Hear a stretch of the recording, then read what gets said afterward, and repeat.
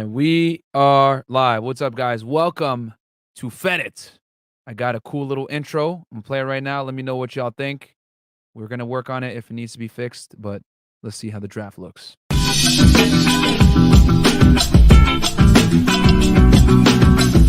Okay, guys, I used to be a special agent of Homeland Security Investigations. It is what it is. That's what I used to do. I'm very proud of it. I'm very happy that I did it. It was a great career. And, okay, so the other question that someone gave, which is a fantastic question, is cases that I did mostly were human smuggling and drug trafficking. Those are like two crimes that that's my butter. You know, that's my sauce. Okay. All right. Welcome back to the show, guys. How you guys doing? Welcome to Fed It. Let me know how y'all like that. I might have to make a few edits to it. Shout out to my boy Kaizen Graphics for making that one for me. And, you know, it's just a little sum right now. We're going to keep, improving as always. As you guys know, we keep scaling up over here at Fresh&Fit, a.k.a. Fed It. We don't stop. So anyway, quick announcements, guys. First and foremost, I want to apologize to you guys because I had told you guys that I was going to do this breakdown for a few weeks now. And the issue, guys, I'll tell you, y'all straight up, be 100% transparent. So it was really hard to get the documents for this goddamn case. I'm going to be honest, okay? It was really tough. As you guys know, I break down federal cases most of the time, but, you know, sometimes state cases come across. You guys ask for it. And the difference is when you do federal cases, you can go on Pacer, get what you need to. You know, the Fed system in general is a lot better about updating cases. This is a state case, guys. It's a murder case. So when it's a murder case, 9 out of 10 times it's going to be done by the state. So, yeah. So I had to go and get the documents from the city of New York, which is pretty difficult. And right here, guys, I actually have the criminal complaint, right? No one else has these documents, by the way. I've been looking everywhere and no one has them. But they are the court documents, criminal complaint on the state side from the state of New York against one Kevin Perez, a.k.a. K-Flock. Okay, and we're going to break this thing down. There's a lot to go over here. We're going to go over his past, the gang ties, all that other stuff so that this all makes sense. Okay, I got the surveillance footage. I got everything. All right.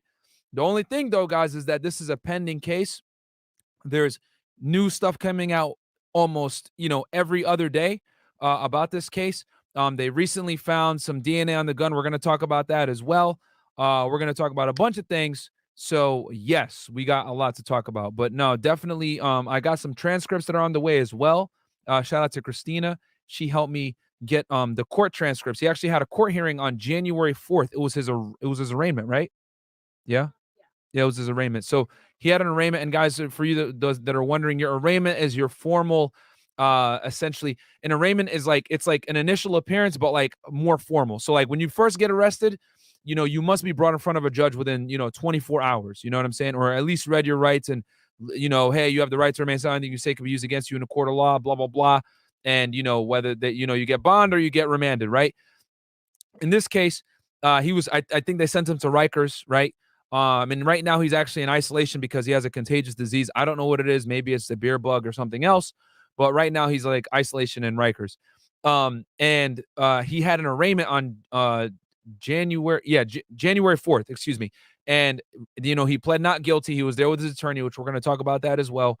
But I went and got the transcripts of that court hearing. I actually tried to get someone in the courtroom, right? We go hard over here for y'all over here, Fed It. But it was a little dangerous because this guy has a lot of issues, okay? So the person that we're going to get to go over there had some safety concerns, and understandably so. And when I go over the guy's background, it's all going to make sense to you guys as to why there are some issues here, okay?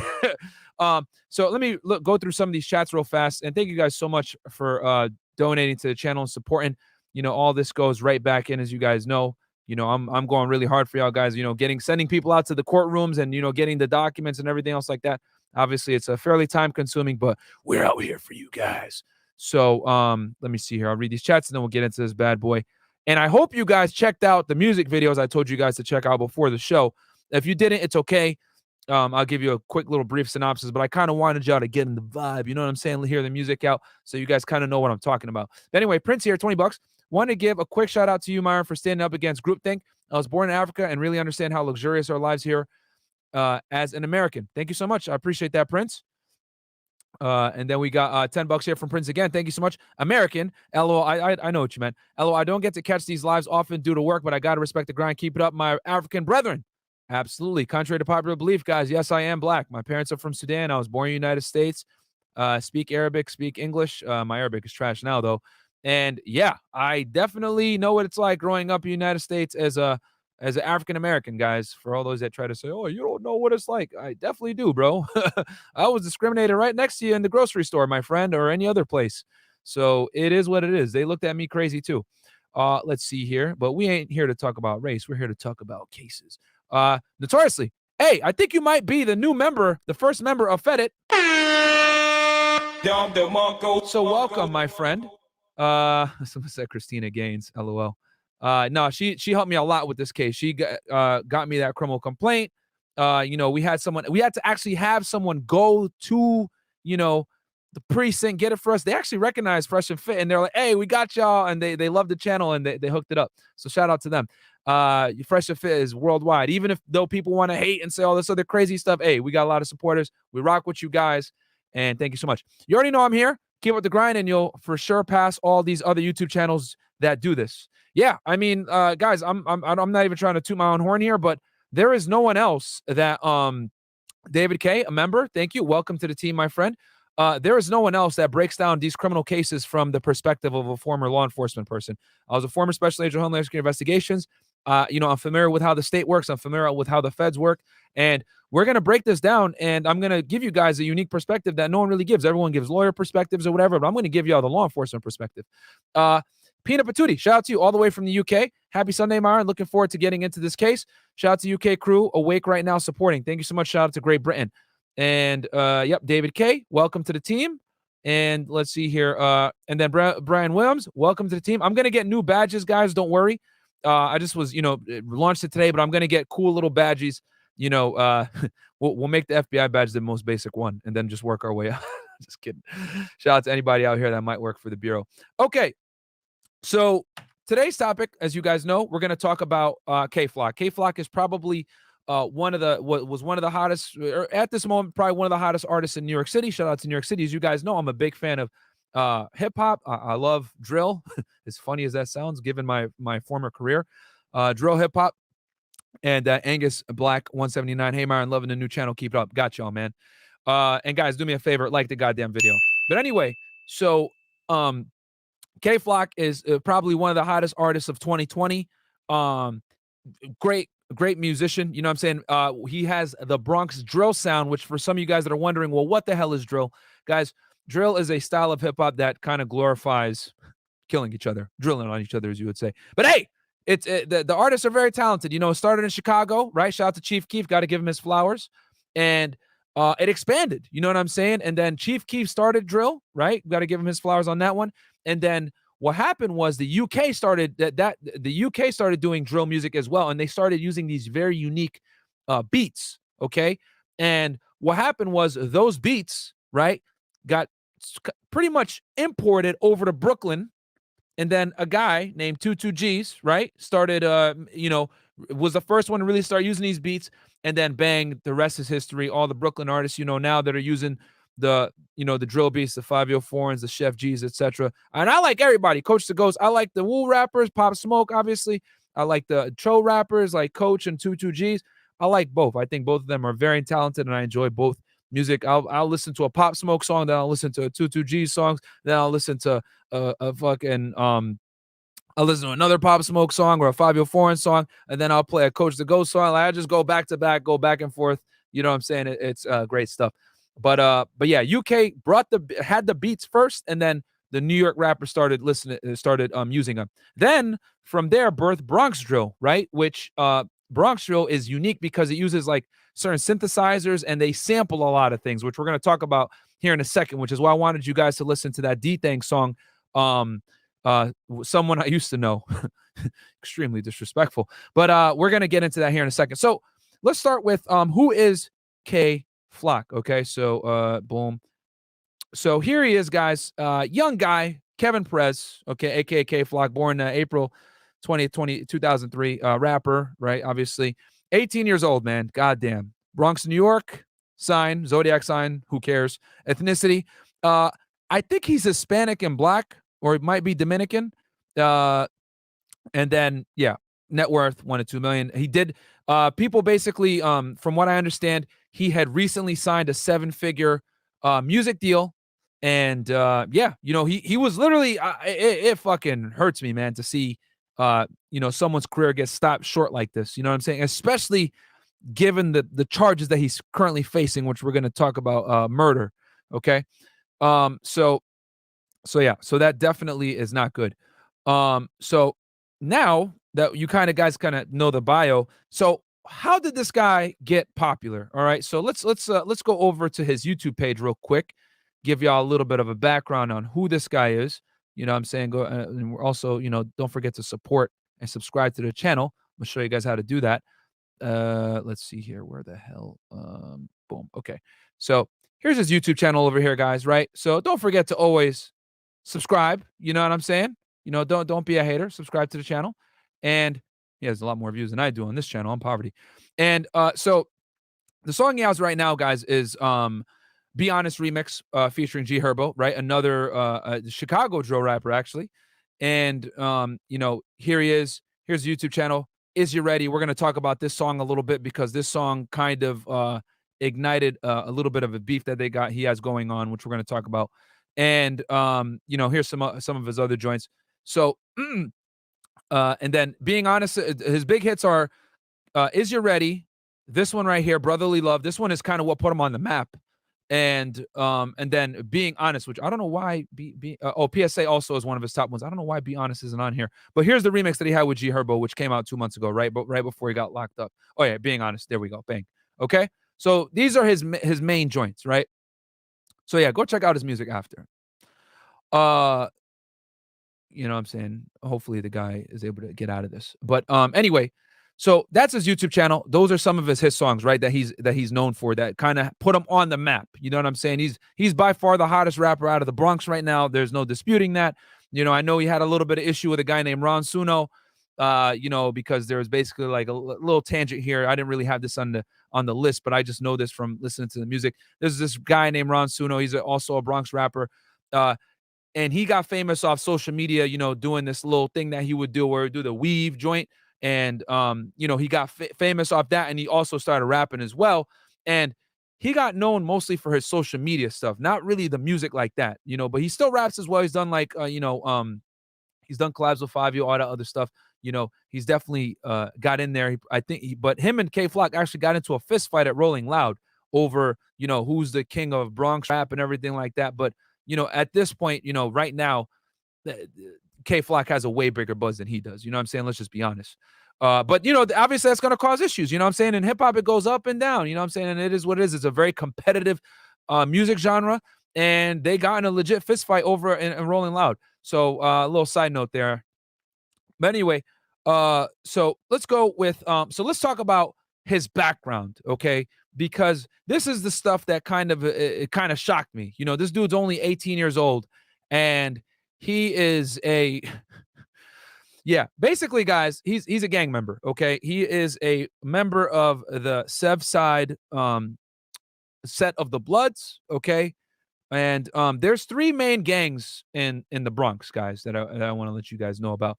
There's the OGs, the YGs, and Sev Side, okay? And the OGs, aka the original goons, have beef with the young gunners, aka the YGs, and then you got Sev Side. So K-Flock belongs to Sev Side, and his main rival, a guy named Dthang, is a member of the YGs, okay? So you got the OGs, the YGs, Sev Side. K-Flock is Sev Side, Dthang is YG, and then you got the OGs, okay? 3 main gangs in the Bronx. And Sev Side is basically, think of it as like a bunch of bloods, a bunch of different blood sets within one gang. And like I told you guys before, and they're cool with the rolling 80s Crips down there in the Bronx. And gang life, I'll give you guys a quick little, you know what, let's go over this real fast. Give me a 1 in the chat if you guys want me to break down gang dynamics in New York. Give me a 1 in the chat. If you guys want me to do it, I'll break it down real fast. I broke it down in the Casanova show but I'm not sure if you guys want me to give you a little refresher on how gangs operate in New York versus other places. If you guys give me ones, I'll go over it real fast. Okay. All right. Let's break it down. All right. So for me to properly explain this, I'm going to have to pull up this useful wiki right here, since everyone likes to roast me for using Wikipedia, but even though Wikipedia is actually peer-reviewed, so it's actually pretty legit. But anyway, guys, this is United Blood Nation, okay? And the United Blood Nation, long story short, I talked about this on the Casanova case where I went into deep details with how the Bloods are in New York, but they started in the prisons, okay? And they basically started thanks to our boy Omar McPorty, a.k.a. OG Deadeye. Sorry, okay, OG Mac, and another guy named OG Deadeye, all right? These guys basically formulated the Bloods as we know it in New York City, okay, on Rikers Island. It started off as a prison gang to protect against the much stronger Latin kings, okay, who were basically beating up the black gangs. Let's just keep it 1,000. In prison, it's all about race, so the black gangs were not unified, so they used the umbrella of the Bloods to unite, come together, and have a strong front against the Latino gangs, aka the Latin Kings, in prison in Rikers Island in the early 90s. And OG Mac used to travel, basically the father of the New York Bloods as we know it, aka the UBN, United Blood Nation, would travel between New York City and California, right? And when he was out in Cali, that's when he really got acclimated with how the Bloods operate on the West Coast. For those my international viewers, the Bloods started in Los Angeles, California. And what OG Mac basically did was he brought that gang culture over to New York, brought it in the prison systems as a methodology to have a united front to keep from getting their asses whooped by the Latino gangs. And bang, now we got the United Blood Nation. Right now, OG Mac is currently in prison. He was indicted by the FBI in the early 2000s, and he's serving quite a bit of time. But yeah, so that's a quick little overview on the Bloods. Now, let's talk about how the Bloods operate in New York City outside of the prison system. In New York City, guys, the way gangs operate is they have alliances, okay? And what I mean by that, let's look at Pop Smoke for an example, okay? So you got the Woos, right? The Woos is an umbrella gang that is comprised of Bloods, Crips, some renegade GDs even, some Kings, whatever it may be, and they're basically unified to fight off other gangs. Even though they're all rocking different bandanas and different gangs, they're all from the same area, same neighborhood, so they align to fight off other people. In New York, it's more about territory. You're like the flag you claim is not as important as the territory that you're in. Okay, so the biggest example of this is you got the Woos, right? AKA Pop Smoke was going to make it an international thing, right? He was a Crip, but there's a bunch of Bloods in the Woo, okay? 5-Year Foreign, shout out to my boy Sosa, he says in the thing, right? Sosa's a Blood, guys. Watch that video. Big Drip, right? He's there with a bunch of, obviously 5-Year was a Crip himself, but his main guy, Sosa, Blood. And he's dancing around with the red bandana and everything like that. It's all good because they're from the same area, okay? And they war with the Chos, okay? Or the Chos. AKA mostly comprised of gangster disciples, GDs, black bandanas, okay? Coach the Ghost, 22Gs, all these guys. And it's a violent battle over there in Brooklyn. You know what I'm saying? They basically, the homicide rates it went crazy in 2020 during the pandemic. So those are two, and there's some renegade Bloods in there as well with the Chos, okay? That don't fuck with the Woo, that are, aligned with the Chos. But that's how New York gangs operate in general. So bringing it back full circle, Sev's side is similar. You know what I'm saying? Where they align with other, they align with this rolling 80s Crip set to get things, you know what I'm saying, to protect, themselves, etc. So New York is all about alliances. Okay, that's how it is with New York. You could be, a Crip, a Blood. It don't matter if you guys are from the same block, same neighborhood. You guys are good, and you just beat up the other dudes, regardless of whatever it is. You know what I'm saying? So anyway, so that's a little breakdown on how New York operates. You know what I'm saying? Shout out to my boy King Life in here. He's from Brooklyn, so he knows everything thing I'm speaking is facts, B. You know what I'm saying? Shout out to King Life. You don't want to fuck with him. He's one of our main guys, man. Shout out to you, King Life. So okay. So now we're going to talk about Dthang, okay? And the reason why I'm bringing this up is I want to show you guys the background of this guy and why, what probably happened. It's gonna make sense when I break it down. So I'm gonna show you guys Dthang. Okay, so Dthang is his cousin, allegedly. I have an insider source that lives in the Bronx that knows these guys that says they're not blood cousins and says that everyone assumes that they're cousins and they kind of just run with it because it makes the narrative better. But the beef is real. They definitely do want to kill each other when they see each other. Okay, so let's go through here. And this is who he's beefing with here. Okay, and this song right here, oh Lord.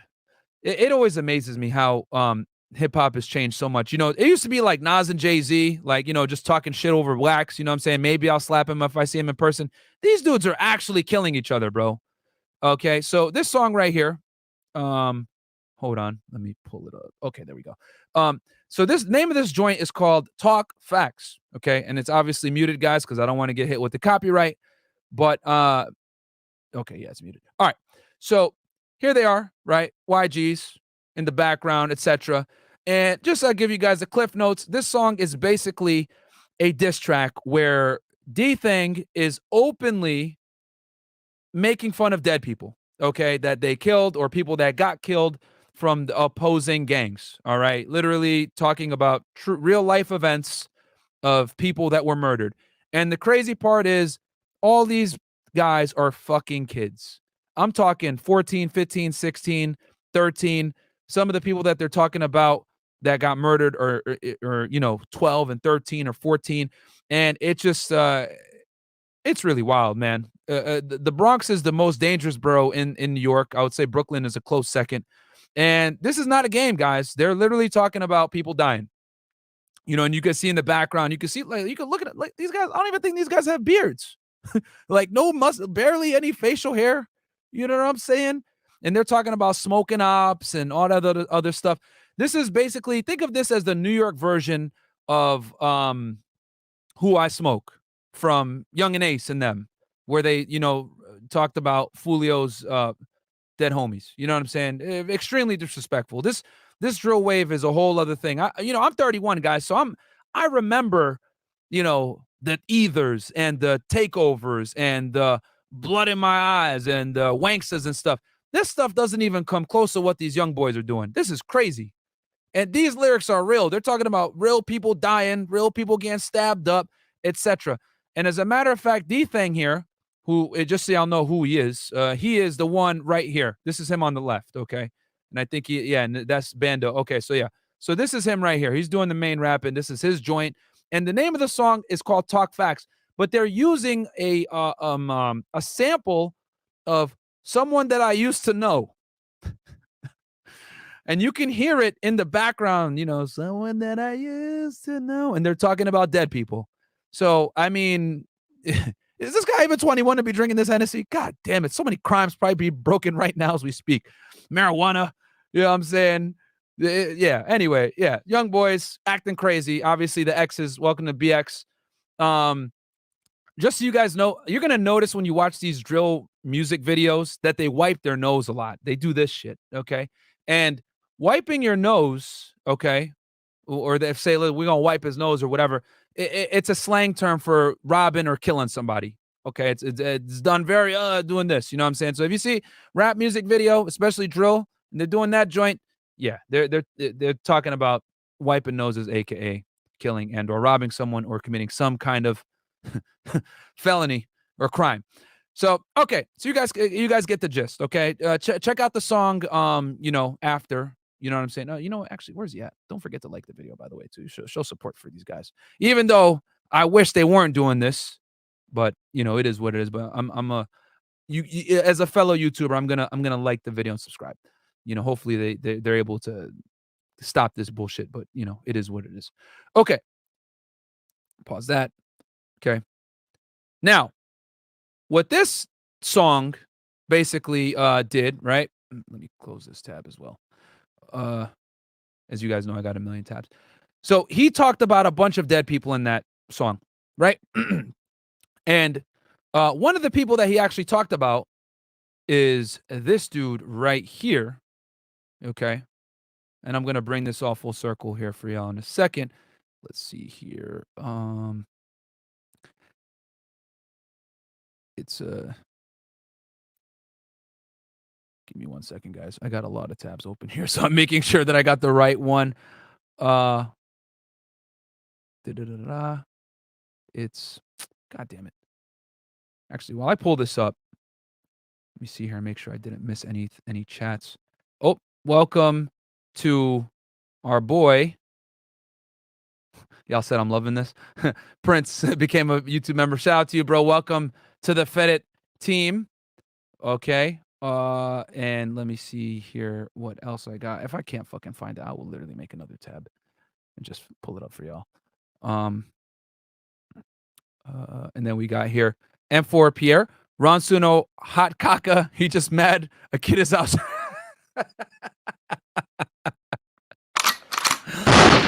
I knew y'all were gonna say something, bro. I knew somebody was gonna make a comment and say he trash. I fucking knew it, bro. I don't listen to him, but you know what I'm saying? I ain't gonna say he trash because I don't listen to him. You know, I'm not one of these guys like, oh, listen to him, so he trash. But yeah, I mean, it's undoubtable that K-Flock is hotter than him. Let's just keep it 1,000. Culture at $5 for the algo. Yeah, and guys, do me a favor. Like the video, please, because putting these joints together ain't easy. Let me see here. Okay, there we go. Okay, so let me share this screen with y'all real fast. All right. So, and shout out to this YouTube channel, Hip Hop Daily. Okay, this is from his channel. Go ahead and subscribe and like the video, Hip Hop Daily. And the reason why I want to show y'all this is in the song that Dthang put out, someone that I used to know, this is this guy named Smelly. Okay. And basically, August 14, 2016, Smelly sold a dirt bike to a man named Hector Sanchez. Okay. And I got it muted just in case, you know, I'm saying I don't want to get in trouble with copyright. I'm going to give credit to Hip Hop Daily. Go subscribe to his channel. Go check him out. You know, he puts out great content. And basically what happened was Smelly offered to sell Sanchez. He basically sold the bike to a dude named Sanchez for $80, even though it was easily worth 300, right? So Sanchez agreed to buy the bike and paid him 80. That's Sanchez right there. But 10 minutes later, Smelly came back with a bunch of people. And this is little TJ right here. And this is going to segue into my next point. And he wanted the bike back. So, you know, try to pull an Indian taker backer. And Sanchez said, no, yeah, I ain't giving you the bike back. You know, I paid you $80. I ain't giving it back. And they fought. Okay. And Smelly, you know, was there with his people. They punched him multiple times. And what happened was Sanchez, he pulled out a knife and he stabbed him, bro. And he lost too much blood and he died. And this was one of Lil TJ's best friends. Okay. And he, you know, out of respect, he shouts him out in a lot of songs. So anytime you guys listen to Lil TJ and he talks about Smelly, he's talking about his friend. And and the thing is this, Dthang, as you guys know, beefs with K-Flock, right? And he made fun of TJ's best friend, saying he got poked up and stuff like that. So, intro to this right here. I'm gonna share the screen again with y'all. We doing all the factuals today. And guys, don't forget to like the goddamn video, okay? As I pull this other thing up right now. This is why I told y'all to watch the video. Not in the mood right now. So this song right here is what really made K-Flock blow up, okay? This is on Lil TJ's joint, 16 million views, okay? It's actually one of my favorite joints right now, too. As you can see, here he is, wiping the nose, throwing rakes down and shit, right? Just so y'all know. Never do this, what you're about to see here in a second. Let's see here. Okay, what? Oh, no, I think that was a blood symbol. Okay. All right, so so here's his boys. He's basically collabing with two, I would say, mainstream hip hop artists, right? Before he had his joint, his solo joints, right? But that's what put him. This one definitely put him on the map, especially with the city. This song is getting regular radio play right now. But right, that collab came because, like I said, the common issue that they have with Dthang dissing Lil TJ's close friend, and then obviously K-Flock not getting along with Dthang. And I kind of put that together, you know, myself, because I was like, oh, no wonder he collabed with him, because this dude made fun of Smelly, right? Now, another thing also, just to let y'all know how deep this is, right? This song is what also made K-Flock extremely popular. And this one is called Is You Ready? Which shout out to my boy Bruce CLR, Criminal Lawyer Reacts. He actually reacted to this song. But the main takeaway from this, right? And here he is with the red bandana, showing the gang ties. As I told you guys before, he is a part of Sev's side, which is the set of the Bloods. And they're there in the Bronx, right? This was released in August. Was it released in August?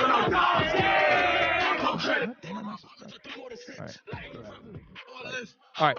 So here he is, right? And in this song, he says a line. It goes,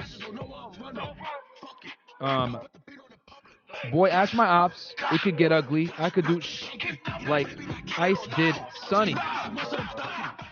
Some of you guys that don't know, there's a movie called Paid in Full. Shout out to Cam. And in the movie, the uncle kicks out Mekhi Phifer. No, Mekhi Phifer kicks out the uncle out the house, and then that uncle sets up Mekhi to get his nephew. Oh, it was playing?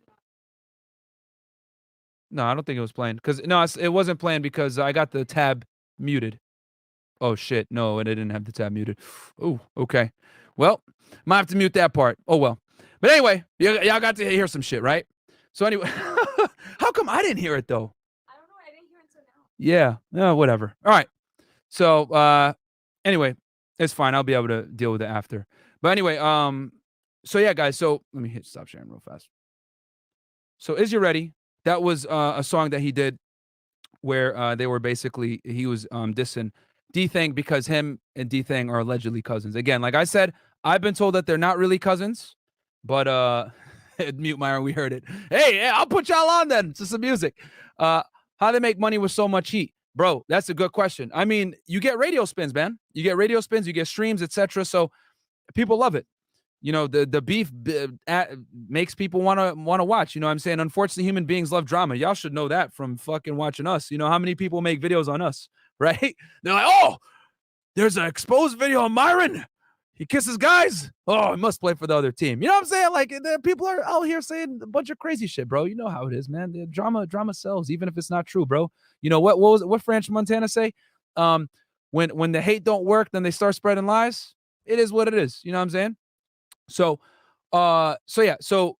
he basically made that comment, right? I could do you dirty. I could basically, even though we're family, I could still, get you set up. And that's what happened in Paid in Full. And then Dthang responds with this, right? I don't think this one is muted. Or actually, no, this is Instagram, so we good. Let me know if this echoes, guys. Me? Like Ice did this Sonny. Is that give me ones in the chat if it's echoing. Ones in the chat if it's echoing. If it's not echoing, I shouldn't see any ones in the chat. All right, cool. All right, let me share the screen then. And let me get rid of.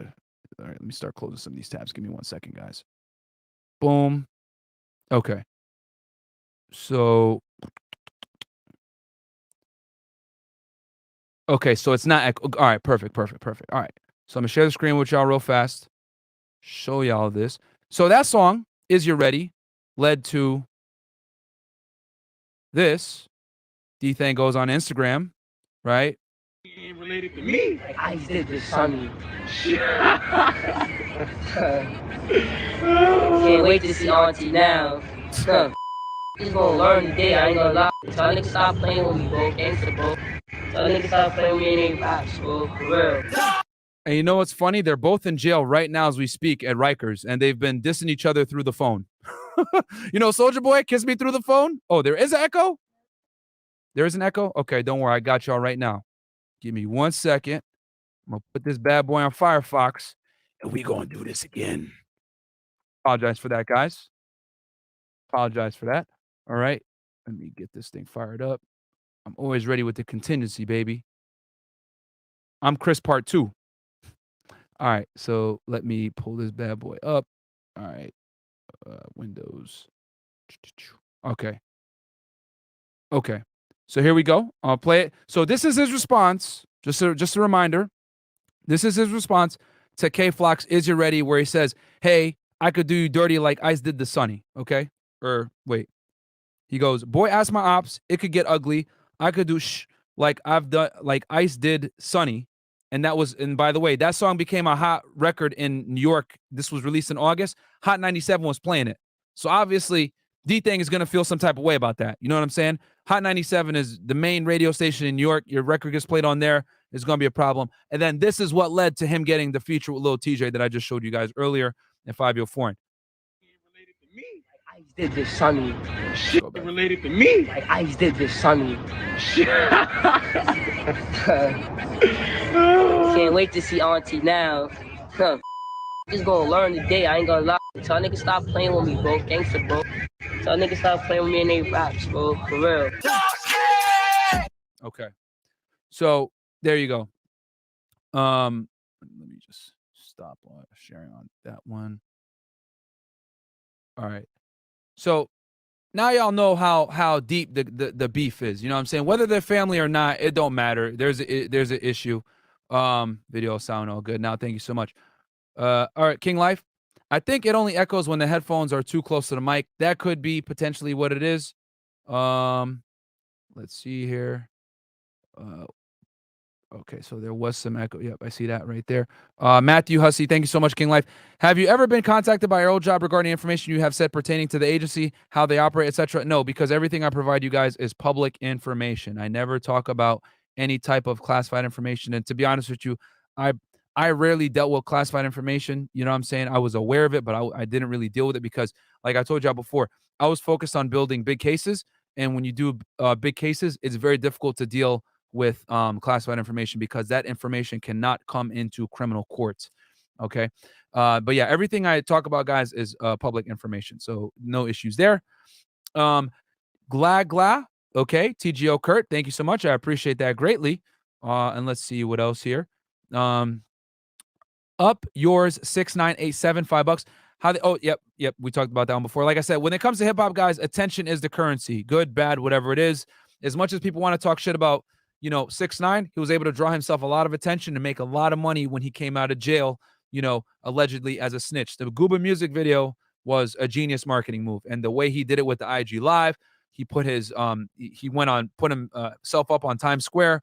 As much as people hate Tekashi 6ix9ine, when it comes from a marketing standpoint, it was fantastic. Couldn't have been done better. No one has gotten more IG Live viewers than he did when he came out. So, people can hate all they want, but marketing is marketing, my friends. So, okay. So, as you guys could see, he has a lot of enemies, okay? I wanted to just show you all that to illustrate that K-Flock has a lot of enemies, guys. A lot of people want him dead. Obviously, his quick rise to success is going to make people feel a certain type of way. And people don't, guys, hell, I know this right now. Like, bro, look at me. You know what I'm saying? Like, everyone's trying to talk smack about me, make insults, blah, blah, blah, ad hominem attacks that aren't true, whatever it may be. Pictures that I've had on my own Facebook for the better part of a decade trying to say exposed. Bro, my shit is public. It's been out there. You know what I'm saying? But people are going to always try to come at you when you're successful, and K-Flock is in that position, as you guys are going to see right now with breaking down some of the surveillance footage that I have here. Okay, and I got an exclusive angle as well that not many people have. I had to dig it down with the what's it called, on different types of media outlets, but I was able to find a unique camera angle that not many people have put on YouTube. And then also, just so y'all know, quick little, gang history thing. The YGs and basically a lot of these gangs used to be one.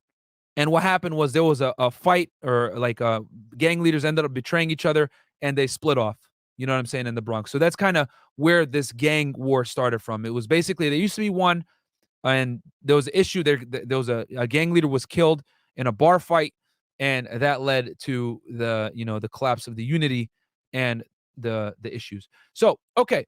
So now let's talk about the murder. This all brought us, here to now K-Flock is facing a murder charge. You know what I'm saying? Obviously a very successful rise. A lot of haters though, a lot of ops, a lot of dead people that died behind this music. So there's issues here. You know what I'm saying? Obviously. So let me pull up this article for you guys that hit the news, that hit when he first got arrested. Okay, and then we're going to continue just work on our way back. All right? Nope, that's not it. Oh, that's not it. Okay. So this is from Hip Hop DX. Okay, this is when the news first broke out, December 27, 2021. Okay, some of the facts have changed, but we're going to read it, as if it just happened. K-Flock attorney speaks out following, hold on. Yeah, K-Flock attorney speaks out following murder charge. A different video angle hits the internet. Harlem, New York. Aspiring drill rapper K-Flock's attorney released a statement on Monday, December 27th, following his arrest for the shooting of a 24-year-old Harlem man on Friday, December 24th. God damn, man, he killed him on Christmas Eve. The statement confirmed that the 18-year-old had been charged with the murder. Yesterday, I accompanied Kevin as he self-surrendered to detectives in the 30th precinct. Flock's attorney Scott Lehman wrote in the statement, arrangements were immediately made with the NYPD once I learned he was wanted. For some of you guys that don't know, Scott Lehman, not unfamiliar to these types of gang cases. He represented Shotty in the 6ix9ine trial, and Shotty ended up getting 15 years. Now, I know some of you guys might be laughing at that, like, what the hell? That's trash. Why'd K-Flock hire this guy? Well, guys, given the fact that Shotty didn't really cooperate like that, and he was committing quite a few crimes for racketeering, the fact that he only got 15 years is actually very impressive. Yeah, he should have got a lot more time. But, Scott Lehman did a fairly decent job for him to get only 15 years. As for the charges levied against him, we have begun our own investigation into these allegations. More importantly, considering the DA's significant disclosure this morning that the NYPD received a tip saying someone else is the shooter, we demanded the DA's office provide prompt disclosure of the videos referenced in the complaint and more information on the tip. Okay? And this, guys, is considered, if I'm not mistaken, exculpatory evidence, because now there's potential evidence that he is innocent. So obviously, they're going to have to disclose that to the defense. Okay? Anytime information comes out that might not make the defendant guilty, the law enforcement has to disclose that to the defense in discovery. Okay? And obviously, with the magnitude of this case, etc., the fact that he hired a private attorney that is, used to these kinds of cases, I'm not surprised that he would use the media as kind of an echoing force to tell law enforcement, I need this other information that you have if you actually had a tip that someone else was the shooter. Lehman's statement comes as new video footage of the shooting surfaced on Sunday, December 26th, showing the crime from a different angle. Don't worry, guys. We will show. I got all the angles, baby. We will address bail once we have had the chance to review the pertinent discovery to further investigate the DA's noteworthy disclosure. The statement concluded.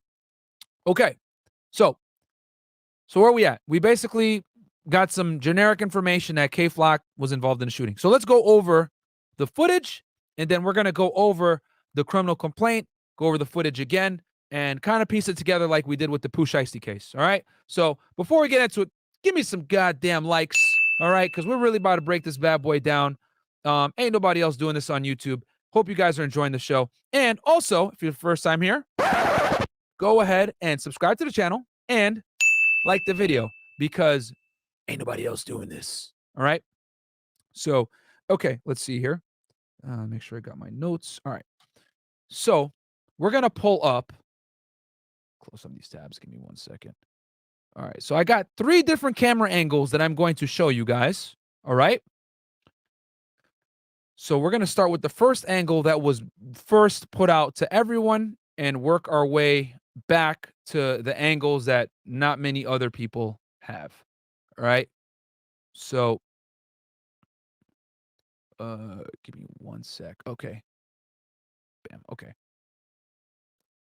So I'm going to share this bad boy with y'all. All right. So, and this is shout out to Hip Hop DX. Okay, I'll give them a like and a sub as well.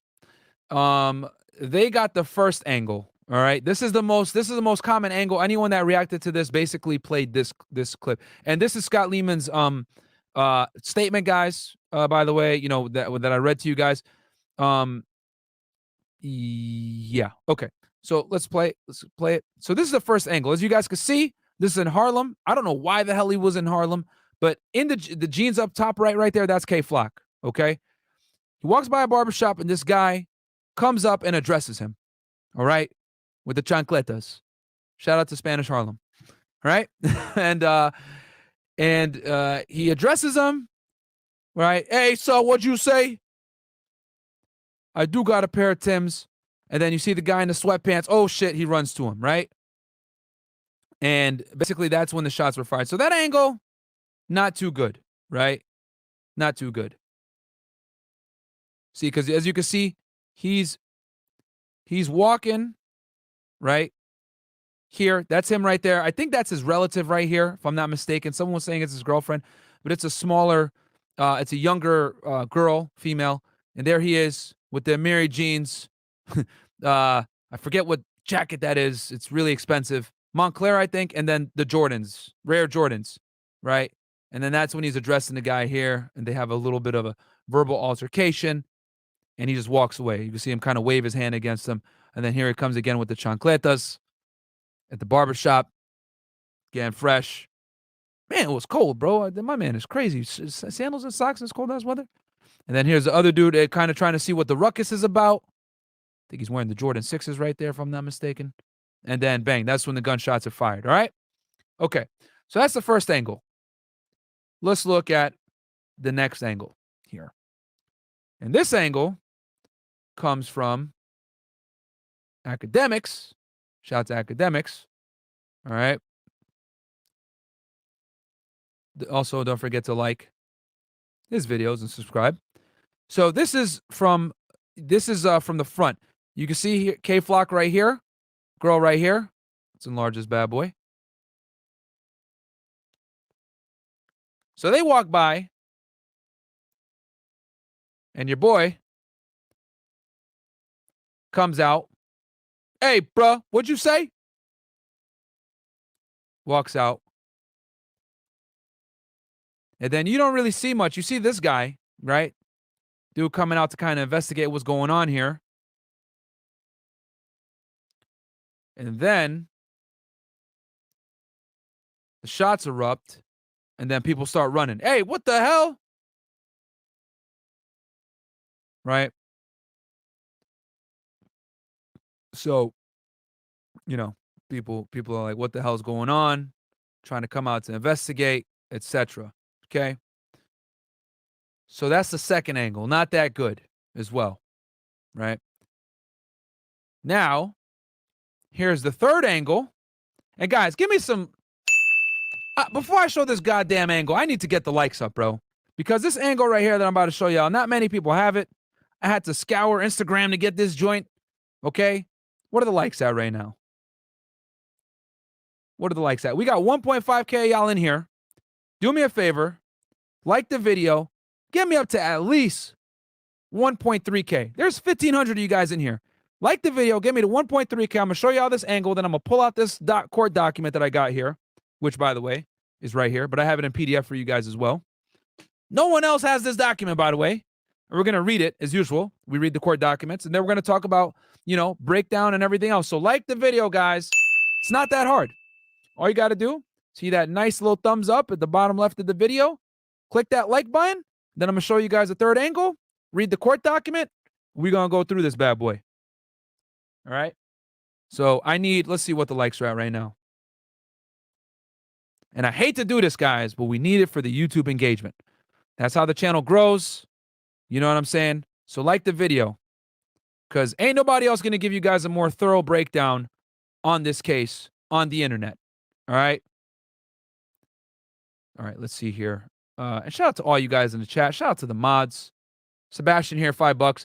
They need to show these fed-up videos to the kids in school and really hammer in their heads what's going to happen if they do this crap.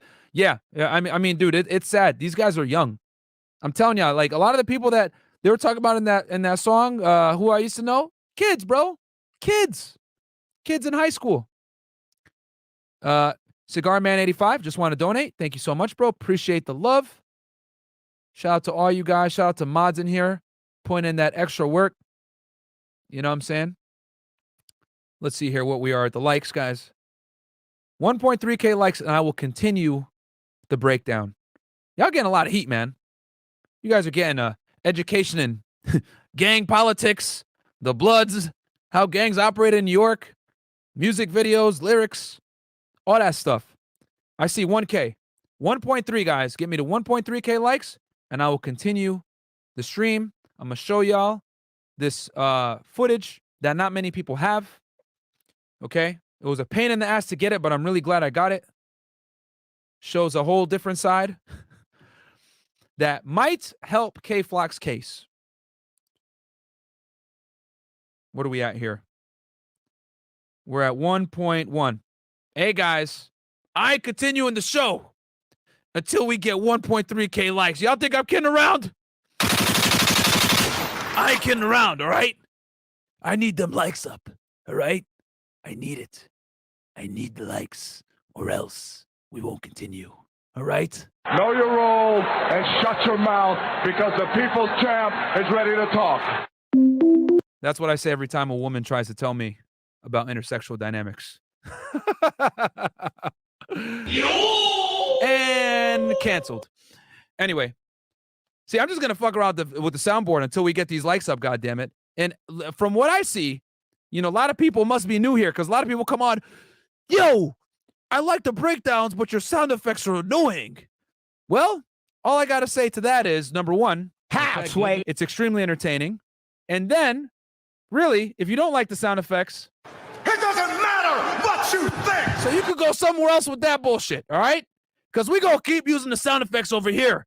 This is fresh and fit, kind of. So we ain't stopping, all right? And don't make me pull out Byron, all right? Because I really don't want him to pull out Byron.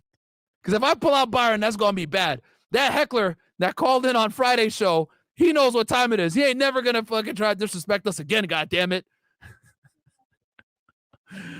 I don't want to have to put that mask on, all right, to get the likes up. Y'all don't want that. Y'all don't want that, all right? I am one with the soundboard, goddammit. So don't be stupid and like the goddamn video. Give me the 1.3K likes so I can continue this goddamn breakdown. I got the surveillance footage right now that not many people have that shows a unique angle of this shooting. It's not that, yo, the fact that the likes are going up so slow, yo, we got a lot of haters in the chat, guys. I think we got a lot of haters in the chat. They probably came over from Instagram. Oh, that Myron guy's live. Let's go in here and make fun of him and put rainbow emoji. Let's do it. I know he plays on the other team. I know something's wrong with this guy. He's speaking too much facts. It's hurting my feelings. This is terrible. Oh my God, I'm here. I'm gonna just not like the video. God damn it. As a matter of fact, I'm gonna dislike the video. That's what I'm gonna do. I'm gonna dislike the video. That's how I'm gonna get at that guy. And you know what I gotta say to y'all? You stupid. Engagement is still going up, baby. Every time you leave an angry comment, every time you leave a dislike, every time you, I don't know, unsubscribe, whatever it is that you do, you're engaging with the channel. You're engaging with the social media. You're actually helping us grow to spread our message to the same people that you don't want to see the message. So you are helping the toxicity spread. So y'all are turning into fresh right now. Oh, no. You guys are digging your own grave, goddammit. We ain't going nowhere. All right? We ain't going nowhere. Like the goddamn video. All right, let me check the likes. 1.2, guys. 100 more. 100 more. There's 400 haters in here, clearly. 400 haters that are in here just waiting. Oh, man. Yeah. Let's clip this and call him a fraud. Let's clip this and do that and everything. And I'm just like in my head, like, okay, whatever, man. Like, yeah, it is what it is. Oh, shit. Oh, shit. You know, it is, man. And yeah, yo, guys, you don't have to. I see someone here put, hey, I'm too poor to super chat. Yo, you guys don't got to super chat anything, bro. The fact that you guys are in here interacting with your boy, supporting the content, Giovanni Norena, thank you so much. Appreciate it. That's all that I need, bro. Y'all don't got to give me a fucking dollar, bro. You know what I'm saying? I'm good. I have 7 real estate properties. I'm doing okay. You know what I'm saying? You guys, your support alone. Shout out to the rainbow emojis. You know what I'm saying? That alone is enough, guys. Real talk. And then I got the Type G personality, $10. You put your life on the line on camera and in confronting intruders, a possible shooter, and offer a woman Uber's home. All protected several black female guests. Most wouldn't do any of that for their mom. Yo, all I gotta say is that's a fact, sir. You know what I'm saying? We had intruders in here, people acting crazy. There are black chicks in here, and I you know what I'm saying, instinct is to protect, but they're not gonna talk about that though, guys. Of course not. Baked cracker. Okay. Off topic, but Rolo had your back today. Much love out to Rolo and all the Fresh and Fit boys. Yeah, shout out to Rolo Tomasi, guys. Don DeMarco for him. In this blue pill world, guys, there's not many of us that think this way. We have hit the mainstream, my friends, and we're going to talk about that tomorrow. We're going to definitely talk about that tomorrow. And my tax guy's going to come in as well. But yeah, guys, this is the world that we live in now. You know what I'm saying? Camino Kill 12, here's a small donation just because you said not to. Thank you, man. I appreciate that greatly. You know what I'm saying? You guys being here is more than enough. Real talk. The fact that you guys support me, the channel, like the videos, comment, subscribe. That's really what I want. Help me hit 20K live on air. That would be awesome. So that we can give a big, nice middle finger to all the haters. For the homies that couldn't get in this time around, Check Money Mondays and Level Up Brothers, resist the slave mine. Facts. Resist the slave mine. Inflation is here. You need to figure out a way to make more money, invest said money, and put it into things that are going to pay you back money so you don't end up poor and broke and commenting on someone's Instagram that doesn't even know who the fuck you are. Anyway, so not that I would know. Okay, let me see here. What are we at? All right, we hit 1.3, gentlemen.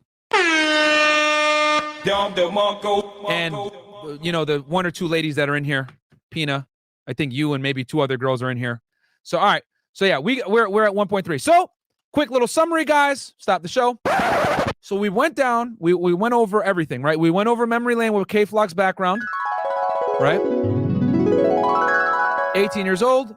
He's from the Bronx, one of the most violent boroughs. Member of the gang Sev side, a blood set, right? That's comprised of, you know, sex, money, murder, etc., as well as he's aligned, you know, the gang is also aligned with some rolling 80s Crips. They're in beef with the YGs, okay? And basically, the YGs has a rapper named Dthang, who's his alleged cousin. They make diss tracks back and forth, insult each other's dead friends. They've been doing this for the better part of 2020. K-Flock rose to prominence. He's the hottest Bronx rapper right now, pretty much undoubtedly, spearheading and putting into limelight the Bronx Drill movement, which uses a unique sound compared to, you know, the Brooklyn drill and the normal drill that you guys are accustomed to in New York. He had a big song with G Herbo, Just Being Honest, a remix. Obviously, he has his PSA, you know, Are You Ready, etc. And then the most latest hit that he had was the big joint with Lil TJ, where they collabed because Lil TJ's homie, Smelly, rest in peace, was dissed by Dthang. And Dthang is, again, the alleged cousin of K-Flock, who's in jail with him right now on a guns charge at Rikers, and they are making phone call disses to each other as we speak and do this breakdown.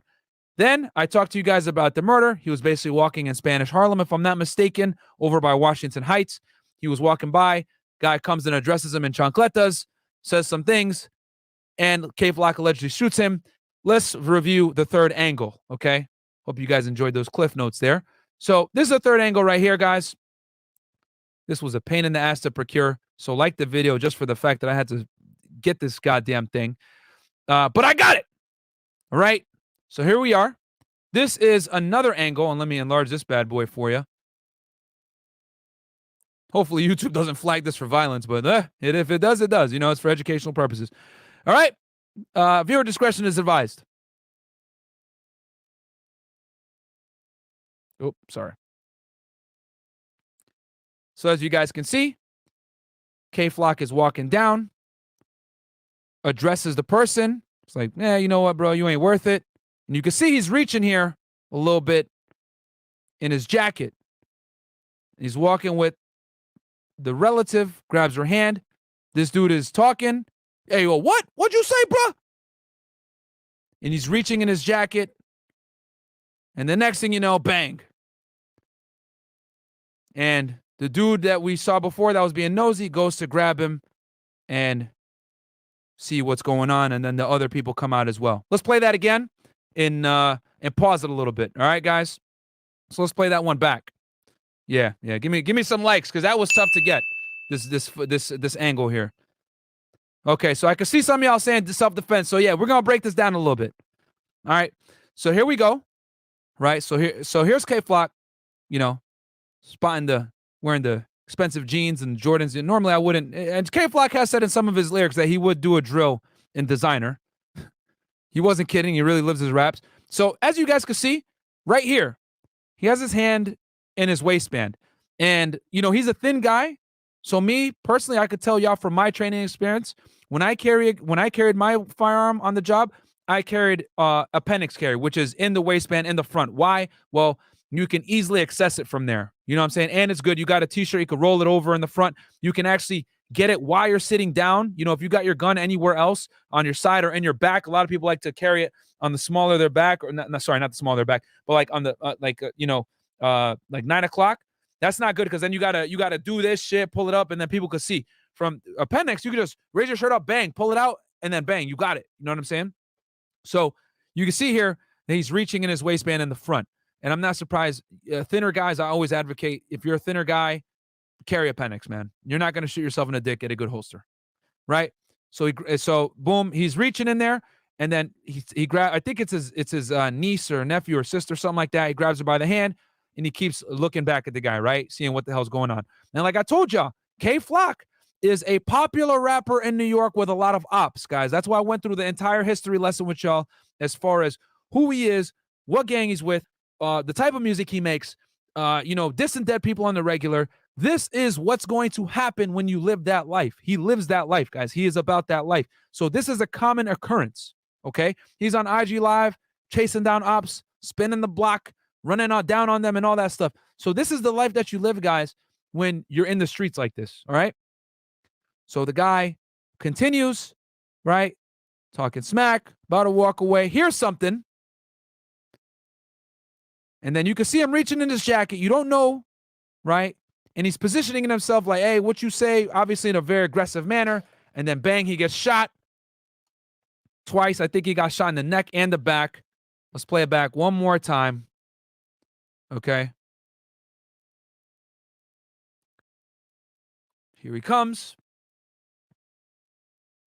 Addresses him for a second. Nah, fuck it. You ain't worth it. Reaches for his piece because he's not sure what that dude's about. He's probably talking shit. I'll clap you, blah, blah, blah. Suck my dick, nigga. You know, basically what the girls on our after hour show say all the time. And then, what'd you say, bro? No, my Tim's clean, nigga. What? Yo, what? Next thing you know, and he's there, right? And he passed away, guys. He died. So that's what happens. You know what I'm saying? This is another day in the city. So so he shoots him, right? Now, that brings up a good point, right? Some of y'all are like, yo, that's self-defense. Okay, well, let's go over self-defense according to New York law. Told y'all, man, I'm ready, baby. I'm ready. All right. All right. So in New York, self-defense is known as justification. Article 35 of the New York Penal Law Code explains when individuals are justified to use physical or deadly force to defend themselves or others. New York Penal Law 3515 states that you can use physical force when and to the extent you reasonably believe such to be necessary to defend yourself or another individual from what you believe to be the use or imminent use of unlawful physical force by another individual. However, a person may only use deadly physical force in limited circumstances. For example, if an individual reasonably believes that another person is committing or trying to commit a kidnapping, forcible criminal sexual act, forcible rape, or robbery, they may use deadly physical force. And I don't like how New York actually delineates the crimes. You know what I'm saying? Like, bro, what if they're trying to, you know what I'm saying, do something else that might put you in a bad position? You know what I'm saying? I get it. These are like common ones, but it's like they're almost kind of putting a limit on it. Hey, you can only use deadly force if these crimes are happening. But, you know, it is what it is. It's New York, so I'm not surprised. You know, Texas, they'd probably be like, did you think you were in danger? All right, shoot him. You know what I'm saying? So, but, you know, this is from a criminal defense attorney here in New York, this is great because, you know, as a defense attorney, you're going to look at the law, but you're obviously going to have to interpret it in a certain way with your experience. So, little pro tip, looking at a defense attorney's website, a lot of the times will show you the law, but also give you like a good example. So, so that's self-defense in New York, right? So let's go over the criminal complaint first, okay? Because no one really has this. So let's break down. So now we're getting to the fun part. All right, we're an hour in. Y'all know what happened. Y'all looked at the footage, etc. So do me a favor and like the video. All right. So let's see here. Let me look here at I think we got so we got a super chat here from RIP99. $20. Thank you so much. Or 100 SAR. I think is that Saudi Arabian? Thank you, man. I appreciate that. And then also we got here you are right here. Thank you, bro, for that. Greatly appreciate that. And then we got Camino Kill 12, became a YouTube member. Thank you, man. Welcome to the Fed fam. And then we got Jose Rodriguez. Chat, like the video, and subscribe. Support the channel. Fed great content. Facts. Thank you so much, man. And we got almost 1,800 of y'all in here. Thank you. I'm sorry. Who are you? I'm here for Christina. Okay, David. Appreciate that. And then let's see here. And then we got Camino. Yeah, I think I shouted you out. Thank you for joining if I didn't. And then we got Baked Cracker. Oh, nope. We read that one. Thank you so much. Yes, Rolo did have our back. Oh, you know what? I'll make a quick little announcement for y'all. Rolo Tomasi, Aaron Cleary, Donovan Sharp. Okay? And I'm going to try to get Jay Waller, Sterling Cooper. February, guys. Avengers Part 2 coming. All right? Merry Christmas, you filthy animal. Here's a small donation just because you said not to. Oh, read that one before. Okay, cool. So let's pull up this this document here, okay? So let's break this bad boy down, all right? Exclusive, Fed it only, all right? So here we go. All right, guys. Let me enlarge this bad boy for y'all so you can see what the hell we talking about here. All right? Criminal. Is it not sharing? Oh, yeah. Let me get that. Yeah, let me get that monster. This one's going. Break this one down. All right. So we got criminal court for the city of New York, county of New York, the people of the state of New York, felony arrest, Kevin Perez, ADA Brian Rodkey, page 1 of 3. All right. Detective William Garcia, Shield 05094 of the 30th Precinct Detective Squad states as follows. Which, by the way, just so y'all know, the New York Police Department is the largest police department in the world, which is why that badge shield number is so fucking long. Murder in the second degree, defendant number 1, count one count. Criminal possession of a firearm in the second degree, defendant number 1 count. Criminal possession of a weapon in the second degree, defendant number 1 count. So just so y'all know, New York has some of the strictest gun laws in the United States. So from what I know, I think it's a 5-year mandatory minimum on a gun charge possession. Okay. So yeah. So on or about December 16th, 2021. Sorry about that. At about 9:52 a.m. Damn, me out here drilling dudes in the morning. At the southwest corner of Amsterdam Avenue and West 151st Street in the county and state of New York, the defendant, with intent to cause the death of another person, caused the death of such person. The defendant possessed a loaded firearm with intent to use it unlawfully against another. The defendant possessed a loaded firearm outside of his home and place of business. The factual basis for these charges are as follows. And guys, this is a criminal complaint. A criminal complaint is basically an affidavit written by a law enforcement officer. Okay. And we've went through this before. You know, they're written differently. The federal ones pretty much have a standard procedure, but the state ones all look different. And I ain't gonna lie to you, I don't like the way New York does their criminal complaints. This shit is trash. But hey, I don't make the rules. I just report them. So here we go. The factual basis for the charges are as follows. I am informed by Detective Alexander Gill, Shield number 4413 of the 30th Precinct Detective Squad, that he reviewed external surveillance video from December 16, 2021 from approximately 9:07 a.m. from outside of a bodega at 1814 Amsterdam Ave. Now remember, guys, the murder occurred on the 16th, but K Flock ended up turning himself in about a week later, okay, with his attorney, which was smart, by the way. Very, very smart, because, you know, if he had went without his attorney, they probably would have put him in the interrogation room, asked him a bunch of questions. You know what I'm saying? Hey, just talk, buddy. You know, no big deal. Your lawyer ain't here. It's okay. I don't know if I should have to tell you guys this, but I'll tell you guys right now. Don't talk to the cops, okay? Ever. Always say, I want an attorney. You know, I'm invoking I'm invoking the Fifth Amendment, my right, my right to silence, and I will not speak to you without the presence of an attorney. All right, because at that point, that's a custodial interview. Anytime there's a custodial interview, Fourth Amendment attaches, and they need to read you your rights. All right. All right. So, what? Oh, I thought you were talking to me. What? 20K? Oh, okay, nice. We just hit 20K subs, guys. Thank you so much for that. So let's keep on breaking this bad boy down. All right. From December 16, 2021, from approximately 9:07 a.m. from outside of a bodega at 1814 Amsterdam Ave. The video shows a male in a dark puffy coat, the Montclair, black hood, black pants with light blue and red patches, and black and red shoes with white soles walking eastbound along 155th Street. Okay. And yeah, this is Harlem, guys. This is way uptown. All right. This is if I'm not mistaken, yeah, this is by Washington Heights. All right. Someone in New York, a New Yorker in the chat, go ahead and correct me if I'm wrong. All right. I am further informed by Detective Gill that he reviewed surveillance video from inside the bodega located at 1814 Amsterdam Ave from approximately 9:13 a.m. The footage shows a male in a dark puffy coat, black hood, black pants with light blue and red patches, and black and red shoes with white soles inside the bodega. The male pulls his jacket up with his right hand so that the handle of what appears to be a firearm is visible in his waistband. I am further informed by Detective Gill the observed surveillance video showing the vicinity near the corner of Amsterdam Ave and West 151st Street. At approximately 9:51 a.m.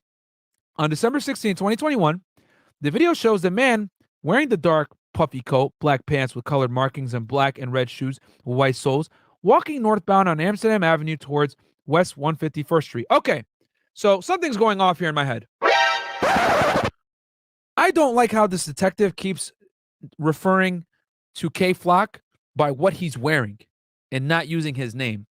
This has me, this is strange. You know what I'm saying? As you guys know, you guys watched my, my YNW Melly breakdown.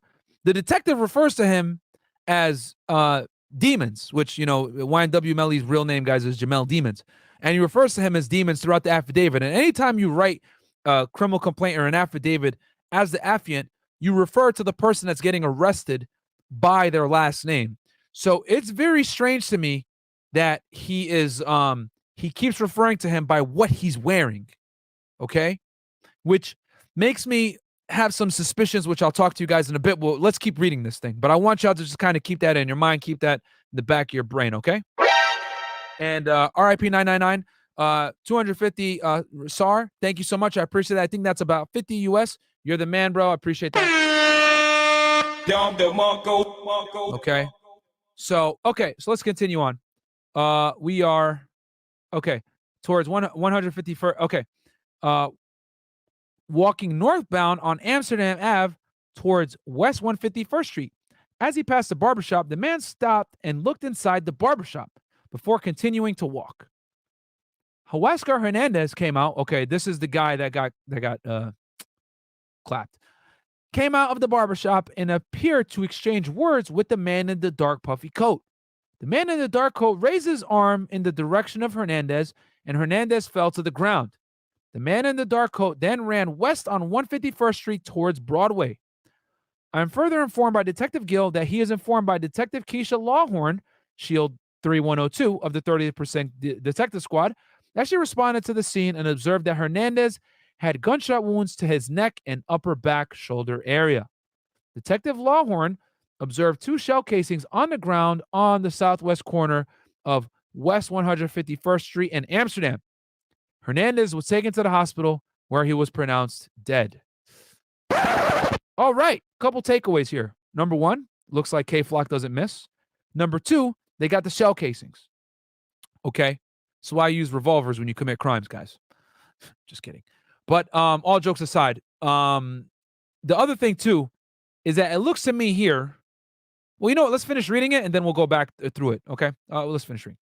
So, I observed a black Glock 9mm firearm on the stairs in front of 528 West 51st Street between Amsterdam Avenue and Broadway. Guys, if you're going to kill someone, never, ever leave the murder weapon, okay?